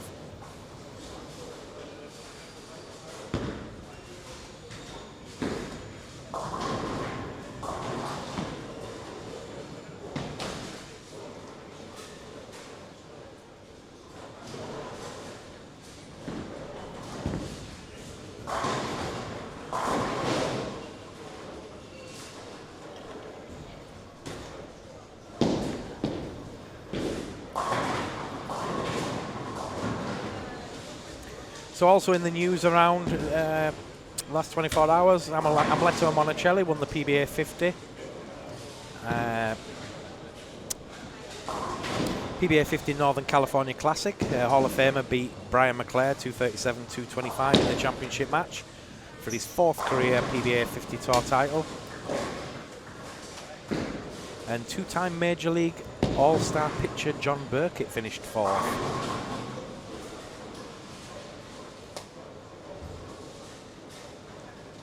Also in the news, Clara Guerrero joined the elite group with a 2nd PBA regional title.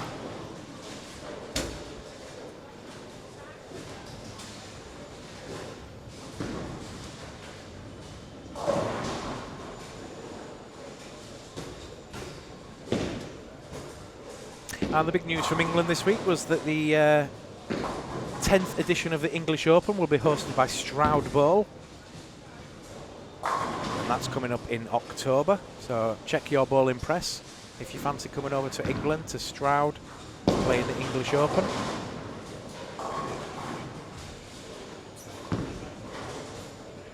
Other news stories coming in. Storm Products have signed 13-time PBA, 2-time major champion. Storm Products announced this afternoon the signing of 13-time PBA and 2-time major champion Patrick Allen to their Rotor Grip brand. Allen, left-hander bowler, currently bowls on their professional bowling tour. There's 13 PBA titles to his name, including 2 majors. He's been a free agent for a lot of years, but been bowling Storm balls for the last 5 or 6 years. And is now signed with the company for the Rotor Grip brand.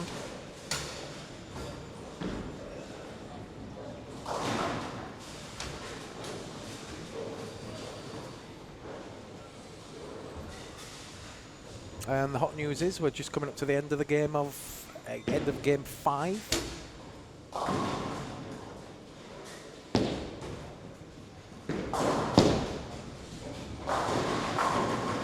Kenneth Harper going strong, down on 13 and 14.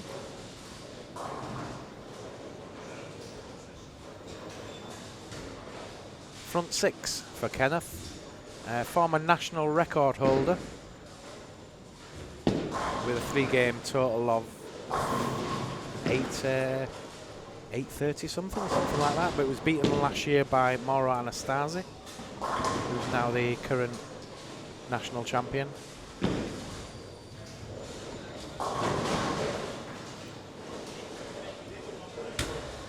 Having a little bit of a joke with some of the Maltesers before the tournament. They tend to bowl really well in a league match that they've got just before the tournament. They shoot big scores, 300s, 800s, that kind of thing. But then they don't play particularly well in the tournament, or as well. I told them all this year, just, you know, don't bowl so well, and then in the tournament, you can rock it then. Marco Landman continuing to strike. The Dutch live streamer. He's working a 6-bagger in frames 4 through 9. 196 on the card in the 9th with a double working.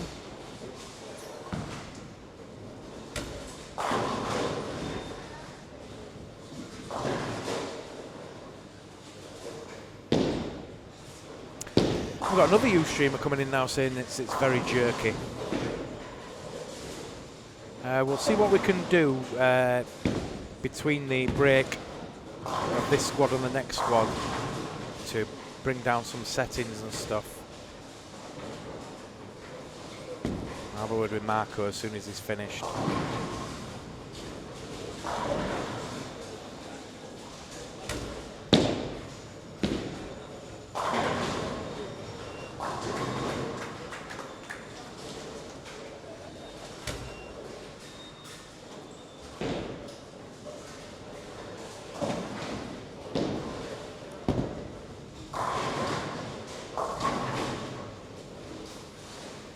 Yeah, I see what you mean. I'm watching it here and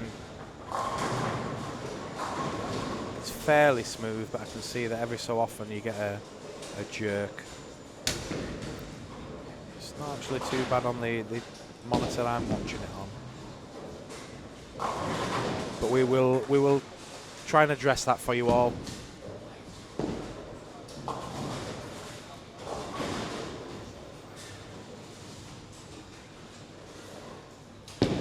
No real reason why it should be too jerky. Well, we'll see what we can do.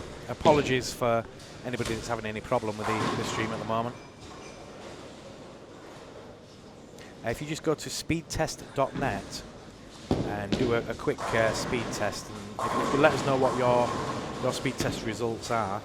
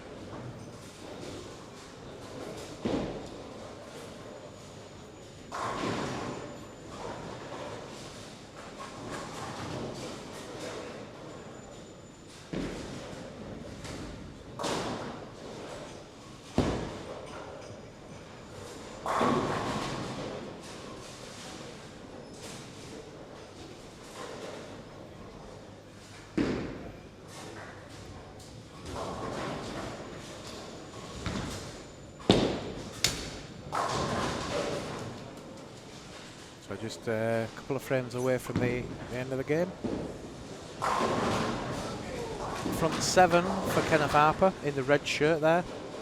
Just high fives more Anastasia and goes up looking for the next strike. But front 8.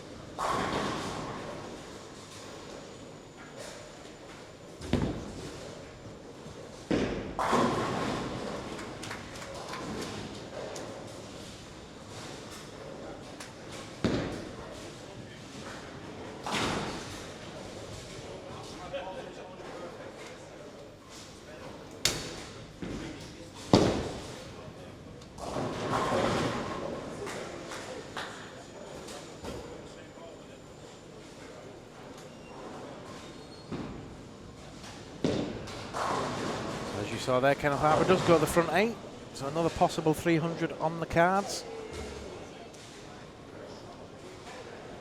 If you've just joined us, we're in game 5 now and leading after the first 4. Grant Duggan from Northern Ireland with 977, followed by Kenneth Harper with 958.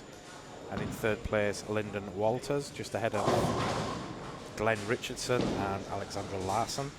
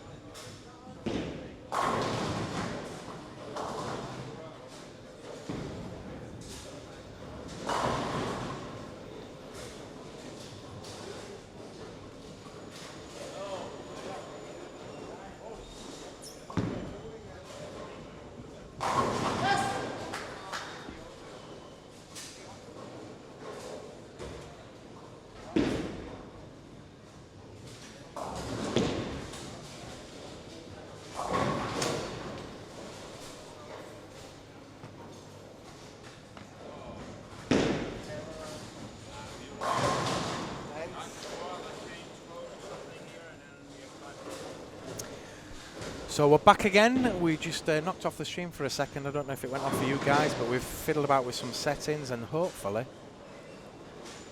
it starts still.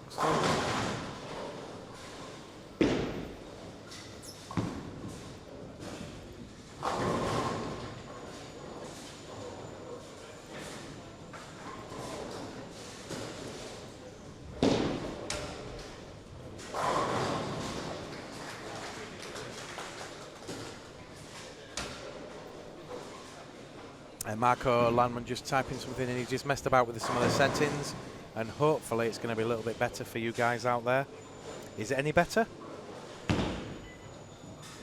Kind of want it a little bit better now. We've got Kenneth Harper on the front 9. Possibly going to get another 300 here.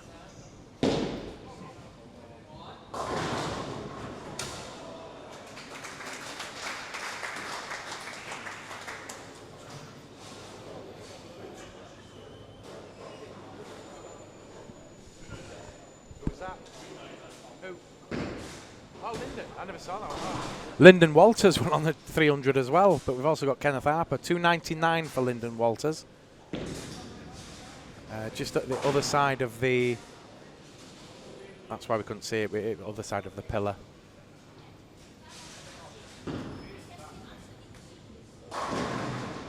So you guys on the chat, if you could let us know if the stream's improved in the last few minutes. Marco just did a restart and changed a few settings. Just let us know if that was any better.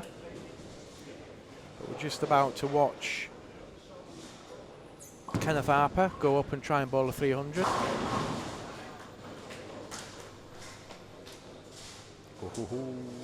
And Flavio Cuva's just turned up with a couple of nice boxes full of technology. He's going to do super slow-mo videos for us. So the centre's gone pretty quiet now. Are you all still watching? So Kenneth Harper in the red shirt looking for the first one in the 10th. Yeah, there you go. New streamer 15111 says, I would say it's better now, thank you. You're very welcome. Like I said, we want to try and make it as good for you guys as possible, so if you're critical, be critical, let us know if it's not right for you and we'll do what we can.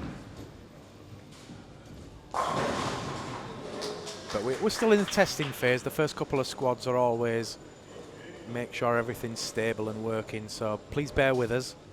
We're going to have as close to a HD stream as possible by the finals. So front 11 if he gets it. Yeah, one more from Kenneth Harper and we'll have the second 300 of this year's tournament.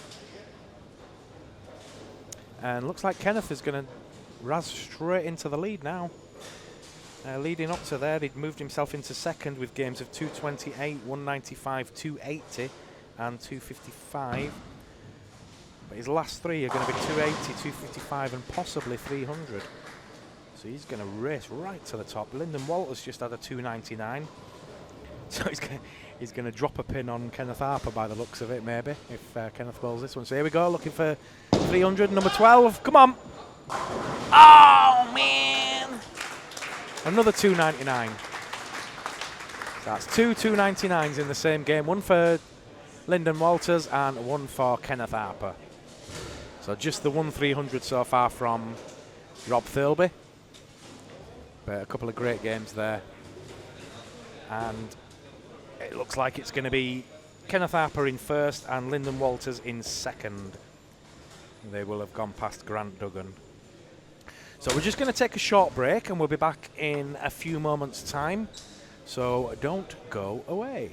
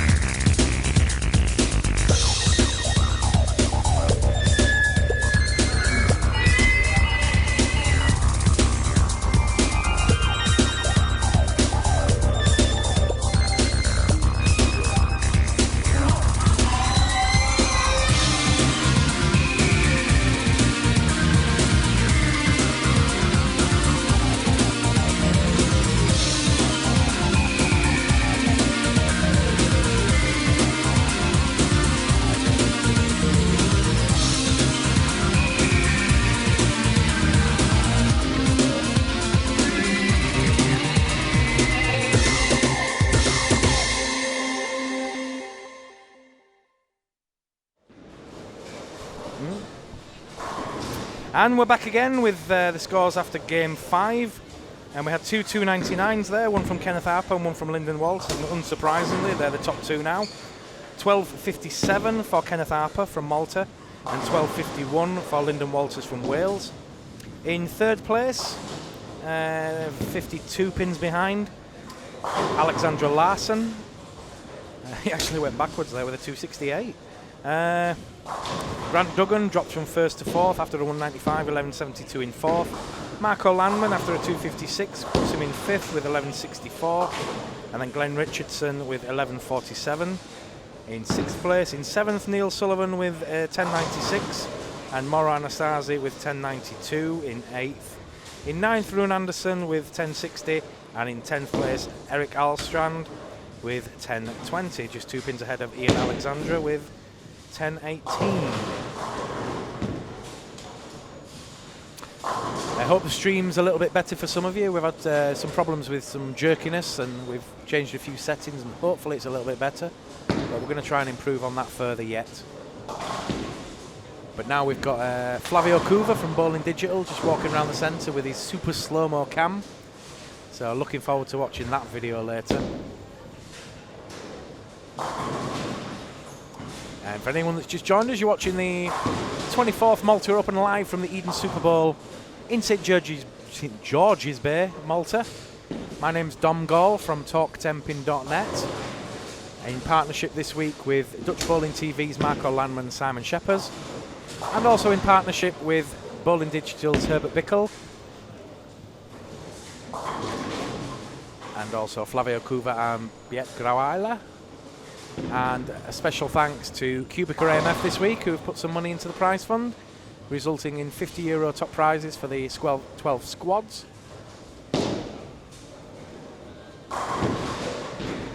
And thank you to Roger Creamer and Darren Lewis at QubicaAMF in the UK for that deal. And of course, QubicaAMF Worldwide playing their adverts this week. And we're going to be showing you and talking about the new scoring system from QubicaAMF called BESX. If you've not heard or seen what BESX is, if you just type in BESX and have a look.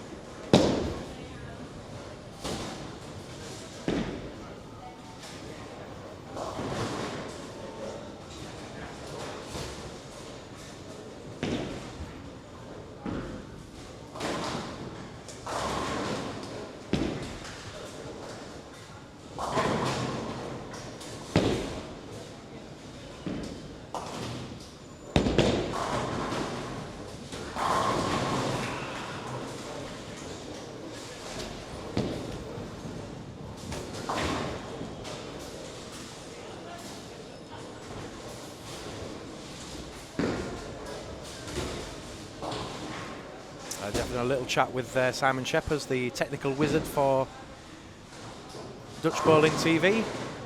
He's going to fiddle about with the dials and try and make the stream a little bit less jerky for some of you out there.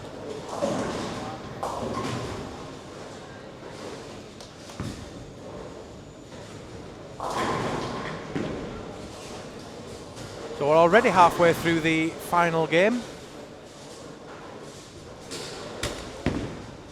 And not too many strikes in a row at the moment, up down this bottom end anyway. We just had the exciting 299s from two of the players in the last game. Nobody down the bottom end looks to be putting that many strikes in. A lot of players now turning up. The two Irish race, Stotty Jr. and Amanda Larkin, playing in the next squad by the looks of it.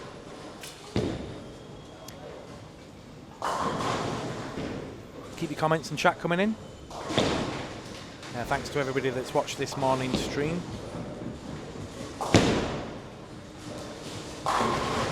we'll be back again at 1 o'clock Central European time for the next squad. Uncertain how many players are on next, but I think it's about 30 odd. It's almost a full squad, I believe. And the two Dutch guys are here, the Iceman and the number 1 and number 2, and number 1 and number 2. I don't know which one it is going to be this year, but they're both here now. 1, 1, 2. 1, 2. Arguing between themselves who's going to win it this year. Patrick Meeker and Ramon Hilferink in the house. Marco Landman starting to string the strikes though. Strike 9 spare 4-bagger for the Dutch live streamer. And Eric Alstrand looks like he's going to want to forget about this 6-game block. He was the overnight leader, but he's way back in 10th at the moment with 10.20, a 204 average. He was averaging 240 yesterday. So he may well bowl another squad to get rid of these 6 games. But he's still put himself in a decent qualifying position, just not right at the top anymore. Looks like Kenneth Harper could well be the 12-game leader. But we'll get the squad winner up into the virtual studio and ask a few questions. Marco Landman just leaves a 10-pin to end his run of strikes.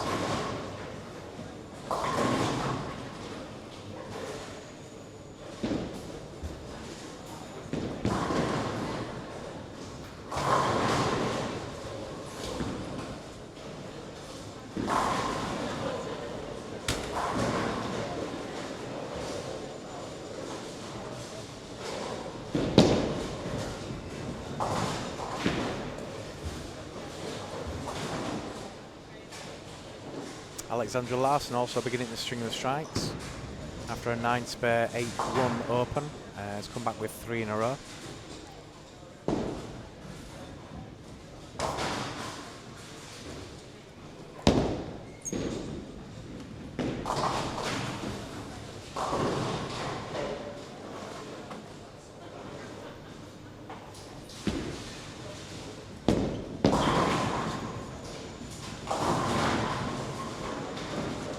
It's about 3 frames away from the end of the sixth game.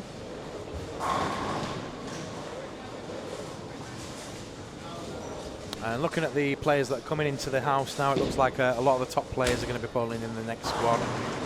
It should be a pretty exciting squad.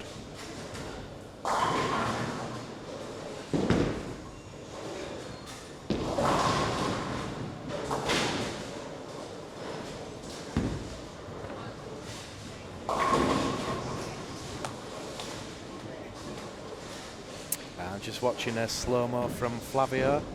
Oh, I love it. Awesome. Yeah, go for it. People just wanting to look at the scores, find out what's going on this morning. As Flavio and Simon are just connecting up the super slow-mo.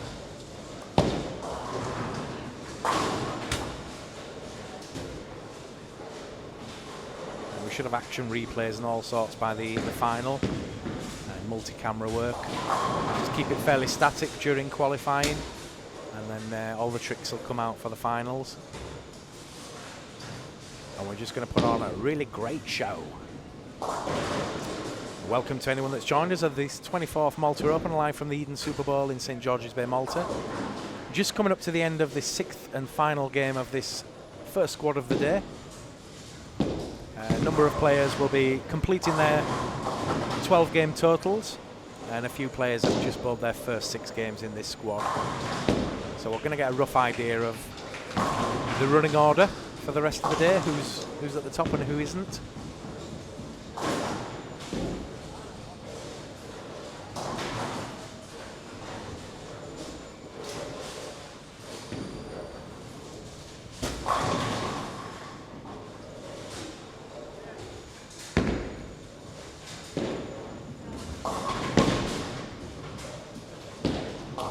Marco Landman leaves another 10-pin, but spares it.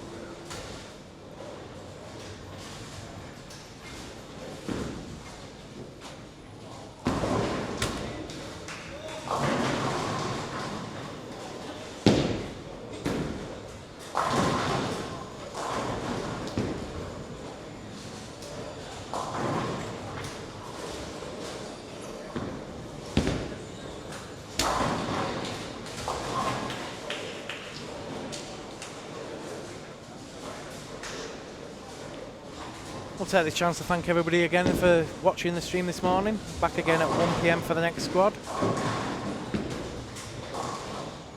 I just saw a 5-7 in the pocket from one of the players there. Kind of reminded me of yesterday when we saw, I've never seen this, a two-handed bowler left a 5-pin. I couldn't help but laugh out loud. I just didn't think two-handers could possibly leave 5 pins.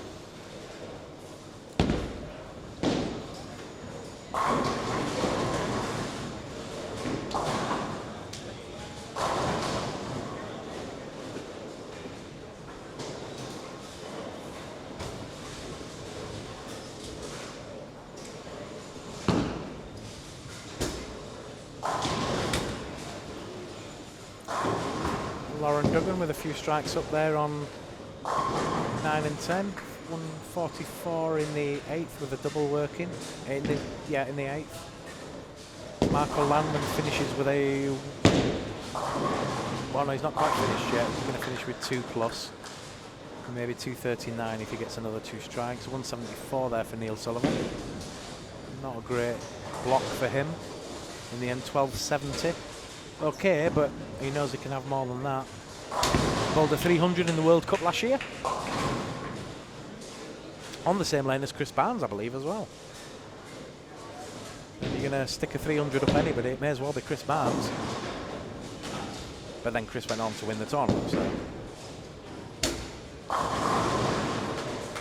And Marco gets the double, enjoyed it.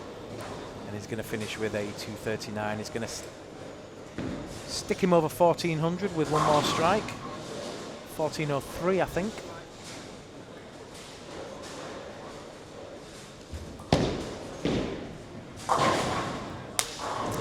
I need to have a run up to the lanes there and just find out who it's going to be for the squad win. Is it going to be Lyndon Walters or is it going to be Kenneth Harper? There's just 6 pins within them. 1257 for Kenneth after 5 and 1251 for Lyndon Walters. So if you bear with me a moment, I'll just run down and find out how those 2 guys are doing.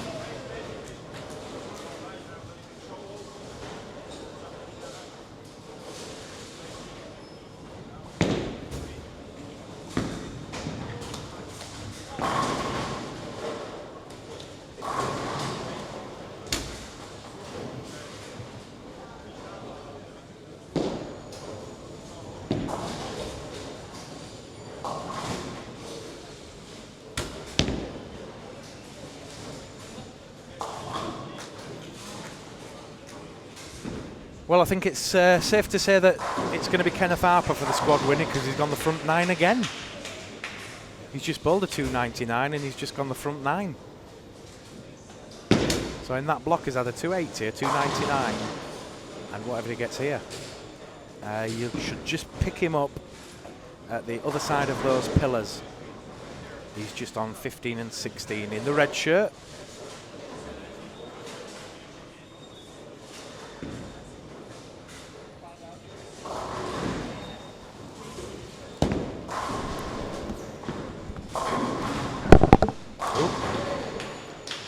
Turn that other mic down while we get the virtual studio ready for the interview with the squad winner. Hopefully, he's had a 300.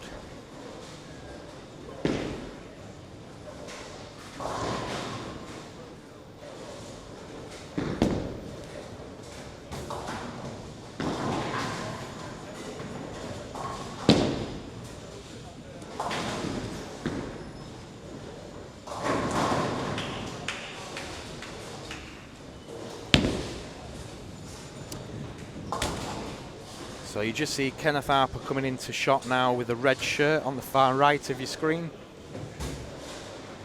Front 9, off the back of a 299. Is he going to go 300 and go 1 pin better? Needs to get the first 2 in first. So here we go. Frame 10. Oh, trips it. Yep. Front 10.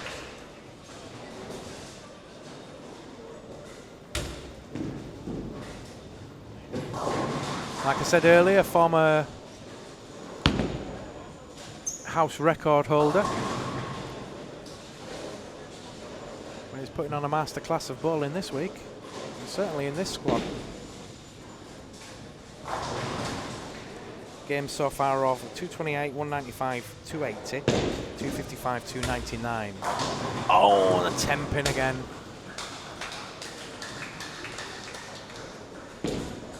Monster scores. So we'll have Kenneth up in a few moments for his virtual studio interview.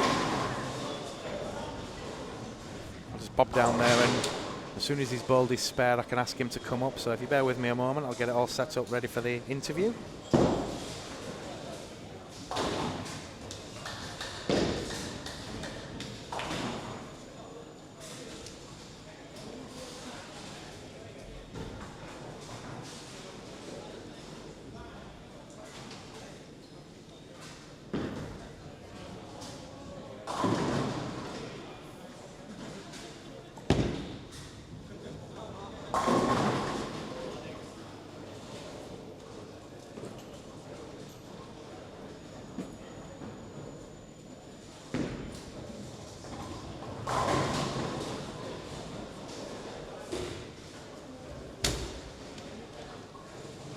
So Kenneth Harper with 1546, and that was with a that was with a 195 and a 228 as well.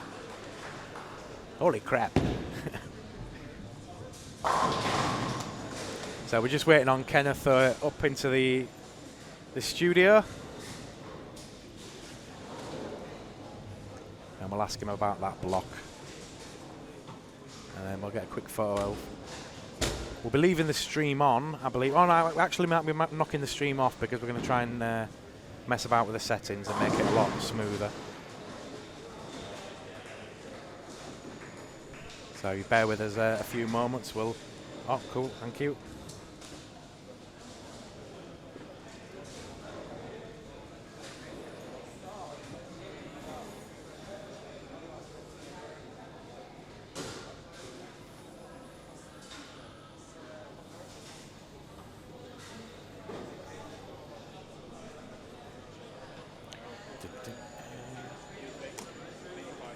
Give yourself a little bit of air ready for this interview. Got 50 euros in my hands, all ready to give to the squad winner. Oh, we've got some final scores on the doors then, so we'll run through them before Kenneth comes up. Kenneth Harper then with 1546, 257 average. In second place, Lyndon Walters from Wales with 247 average, 1487. And in third place, Alexandra Larson with 1424. In fourth, Grant Duggan with 1410. And Marco Landman with 1403. Mauro Anastasi with a 269 last game brought him up to 1361. And Glenn Richardson finished with 1334. Run Anderson finished with 1306. And Neil Sullivan in ninth with 1270, and then bringing up the top 10 was Ronnie Moan with 1195. So just still waiting on. Come on, Kenneth.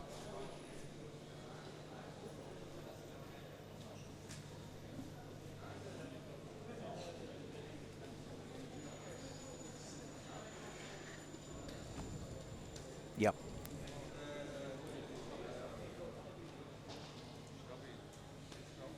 Where is he? Hiding.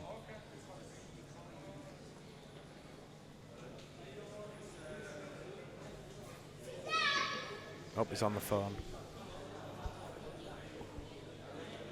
He's ringing home, telling everybody how well he's done, I think. They've probably been watching him. So, yep, squad winner Kenneth Harper with 1546. That'll put him in first place in the top 12. We'll get confirmation of the scores. But if you check the Eden Super Bowl website in 5-10 minutes time, you should have the scores up, and they will be linked via Talk Tempin later, and at the end of the day you'll get the full results and reports. I think the results will be up a little bit early from Bowling Digital. So come on, Kenneth, keeping the public waiting here.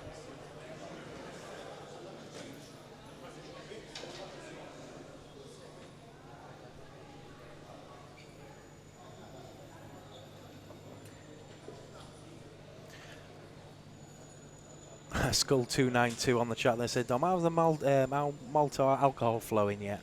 And can we have an interview with Webby, please? We'll try.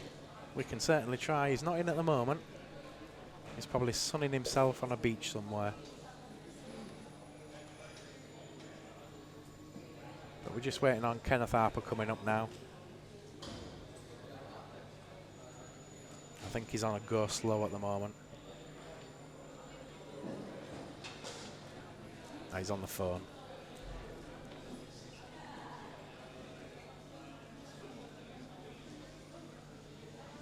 I'm going to have to run down and get him. He's taking too long. Won't be a minute, folks.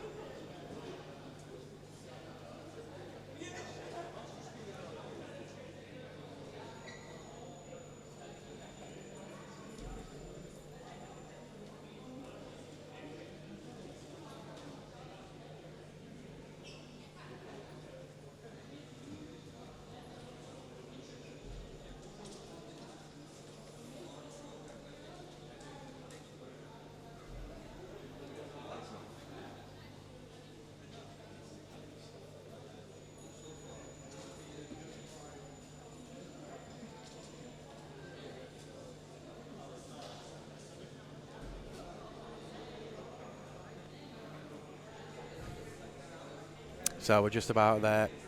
Must be a very important phone call Kenneth's on. He don't want his 50 euros just yet, I think.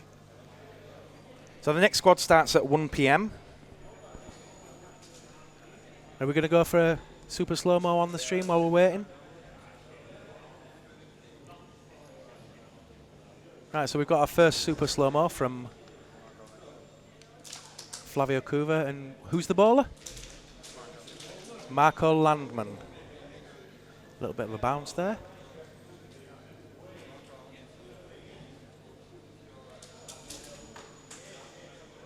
Here comes the ball.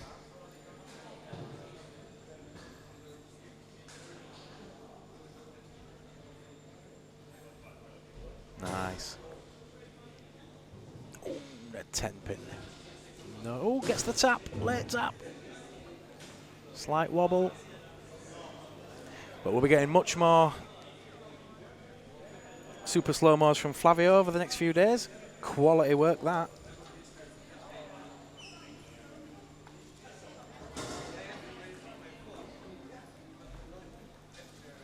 And I think we're going to have a word with the management to tell the squad winner to get up here quicker. Come on, keeping your public waiting. Right, so it looks like we've got Kenneth Harper now. In a moment.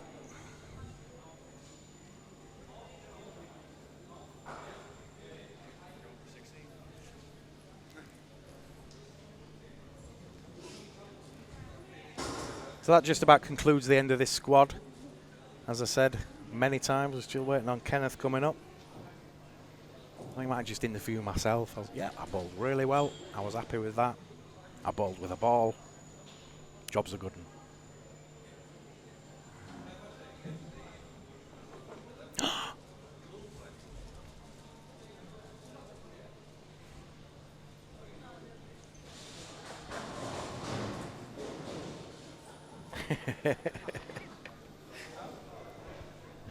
And Flavio's just doing super slow-mo on us at the minute.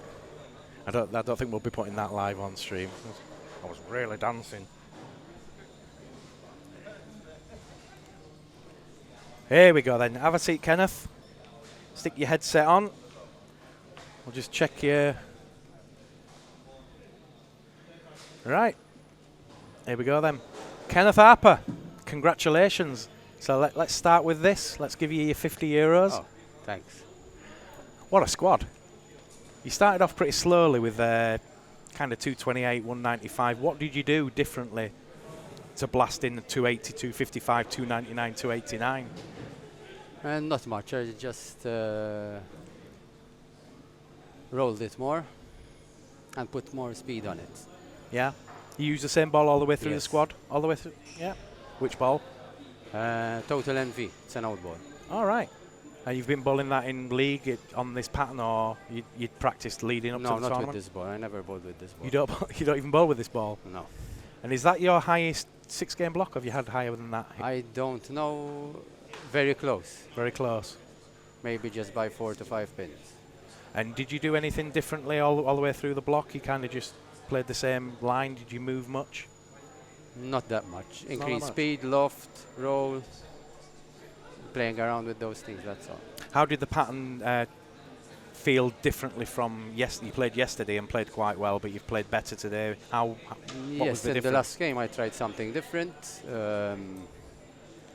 And today I started off very similar. So probably the change I made yesterday at the end helped me today. What does that give you as a 12-game total at the moment? Not sure I yet. really don't Yeah, know. we've not seen the 12-game scores yet, so we're not sure. Will you bowl another squad? Yes, either tonight or tomorrow morning. Right. Ah, cool. So you've stuck in a 257 average. You've got to be pretty happy with that overall. Yes, quite happy. And you've come close in this tournament a few times, haven't you? You've played well in the tournament and then just petered out towards the end. Yes. Are you going to do anything different in further squads and in the finals? Are you just going to take it as it comes? Yes, exactly. Yeah. See what happens. Excellent. Well bowled. Thank you And very much. we'll see you again in the finals, hopefully. Thank you. Congratulations. Thank you.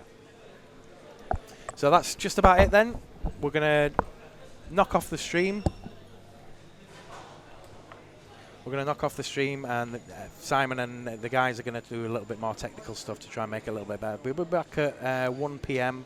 for the next squad, about another hour's time. So thanks for watching, and see you soon.